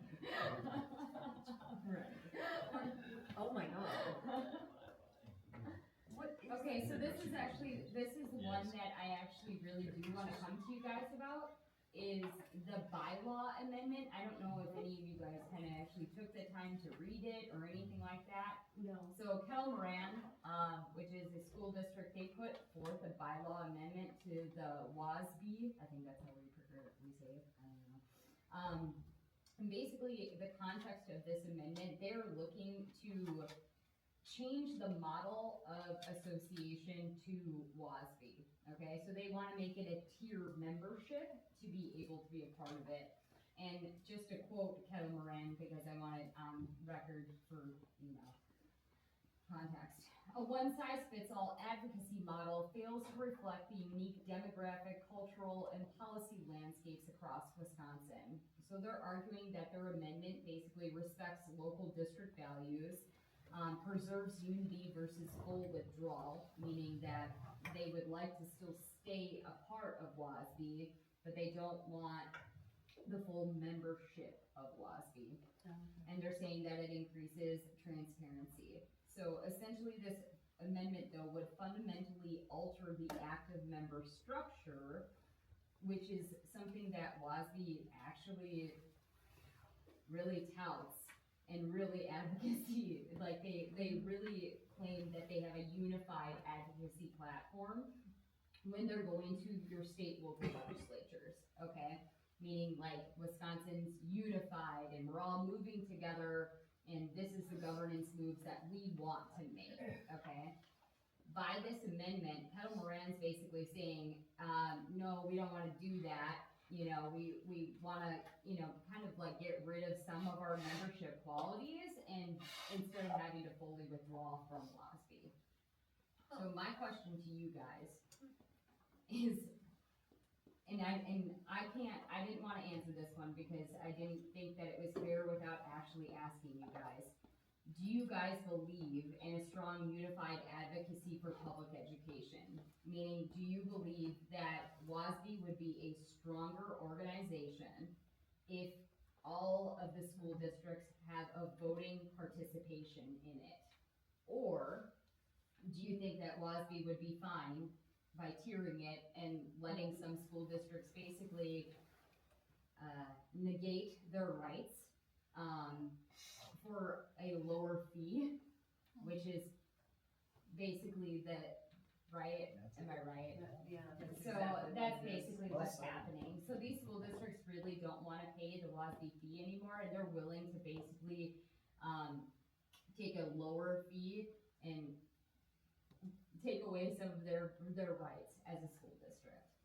My concern with it from a legal standpoint of view is, I view WASB as, if this is the strong arm of Wisconsin's legislative power, you know, where you're literally, you know, talking about governance and going to the state legislators and pushing for these resolutions that they're asking us to, you know, kind of vote on and so forth. Do you guys feel that a more unified, you know, structure of everybody being together is more important, or do you think that it would be advantageous to basically let the, I don't know, let them kind of go off on their own?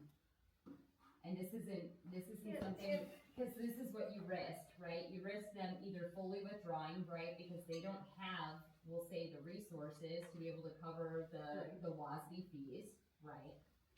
So we're losing membership, right? Or, you know, from a legislative standpoint, it, you know, does it make us look weaker by being a part of this association? So. And I'm sure that's all, My when you fear guys is are, that when you guys are reading it, you guys were thinking the same thing. You guys were like, yeah, this would kind of mess with us legislatively maybe. My fear is that they wouldn't get a voice, that they're taking They're their name out purposely- and They're purposely saying they denying don't them want. a voice. No, they're purposely saying they don't want a voice because they don't want to pay the fee. Yeah, but then it gives more voice to the, But does it? Because to again, the bigger these districts. these are just governing policies that you're taking to your state legislators. They're not actually being passed at Right, WASB, right. right? You know, this is Right. just what we'd like WASB to focus on, you know, when they're going to Madison and advocating, right? Like, that's what these resolutions are, of like, opposing the caps on Wisconsin's parental choice, even, you know, fund distributions, universal state covered meals. I mean, these are all just, I don't wanna say pipe dreams, but they kind of are, you know, because you're literally pushing an advocacy, you know, like at a legislative level, right? And that's what we're asking WASB, this is what we're paying this organization to go to Madison and advocate on behalf of the Tomah Area School District, right? So, it's not life or death, kids. So my question to you guys really is on this one is the only one where I don't think I have a pulse on it of what you guys would actually want me to vote on it for. Because this really does fundamentally change the tier membership of WASB. Meaning that at some point in time, Tomah even could sit there and say, hey, we don't want full voting rights and we don't wanna participate and we'd like to take that lower tier, you know, of Because we're participation. struggling financially, yeah. I really don't have an opinion.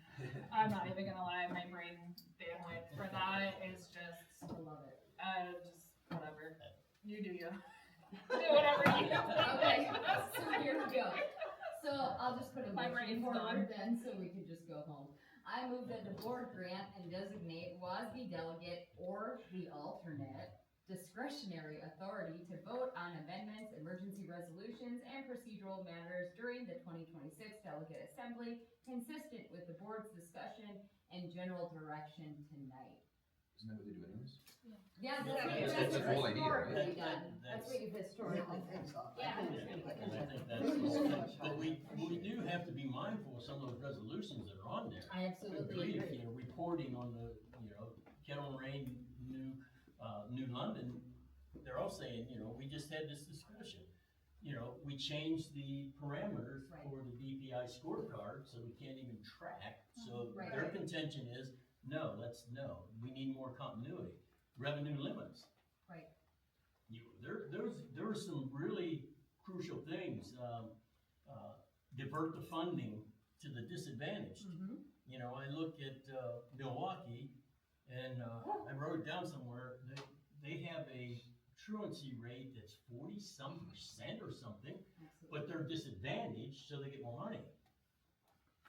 See, all I'm saying is that sometimes we have to look at some of this, and then some of these other things, who's gonna administrate some of these things, you know, where we're talking about the weighting and various things with the scorecard, because that determines, okay, we're talking about lunches, we're talking about some special category in special ed now. Right. That diverts funding, all I'm saying is that who's gonna administrate that, and I just think there are some really important things, I don't wanna get off it, everyone's tired. But that's not what Heidi is talking No, about, I right? know, you're talking about- Okay. you're talking about other ones. Cause I was like, well, that I care about. That's what I'm saying, but that's what all these are. That's what all these resolutions So, are, so so like, what's gonna happen? But what you're talking about is Yeah. whether the bylaws one. was- Right, Yeah, but that's so- about like if all the school districts are gonna have a say or only certain school districts. Are is you what you're asking saying, right? us Mine's to different. tell you Mine's- if As long we're, as Tomah gets a say, I don't care. Okay. are you asking us, It is, if- but that's why I'm saying. But I absolutely. are you That's wanting where our direction say on is. all of these You're issues? right. Right. I just, I would That's like okay. to, I'd like to think that we're all on board with this stuff, like, I can sit there and go, I have them all written down, like, literally all 10.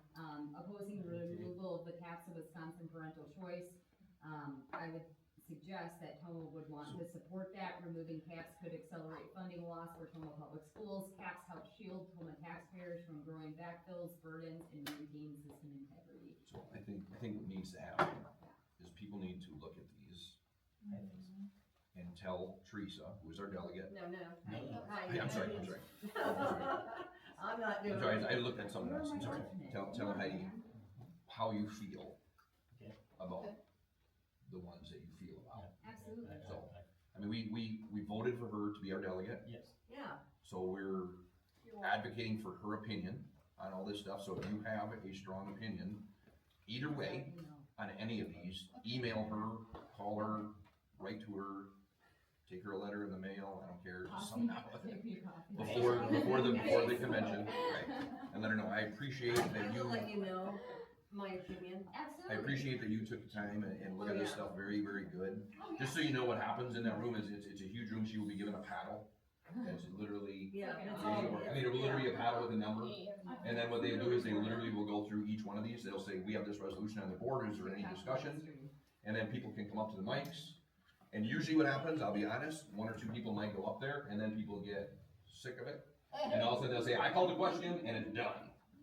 And then it'll be a vote, and it'll literally be who is in vote of this resolution, they'll raise a paddle, or it's a clicker, if the clickers work, it'll be a clicker. And you'll literally click yes or no, and then they'll say it passed or didn't pass, right, as opposed to this, and then everything, so. So it should be one vote of many, but that's very important, so, if you're cool with that, Yeah, I've been Well, doing thank my research on it, I swear, Yeah. so. It is, there's some. Why don't you just bog the system down and get up to the mic? if you get sick or something, make sure you pass on all your notes to me. Mr. Chairman, I took some notes just exactly as how you wrote that, so thank you for crafting a wonderful motion, but I think I just put that in, so thank you very much. Thanks for your review, everybody, great session. Okay, awesome. Okay, we do not need to go to the closed session. That was actually kind of prematurely put on there, dealing with if we had any internal candidates, which we're not at that point yet, because we don't have any applicants for the superintendent or anything, so that is not relevant yet. So, we are not going to go in any kind of a close tonight, correct?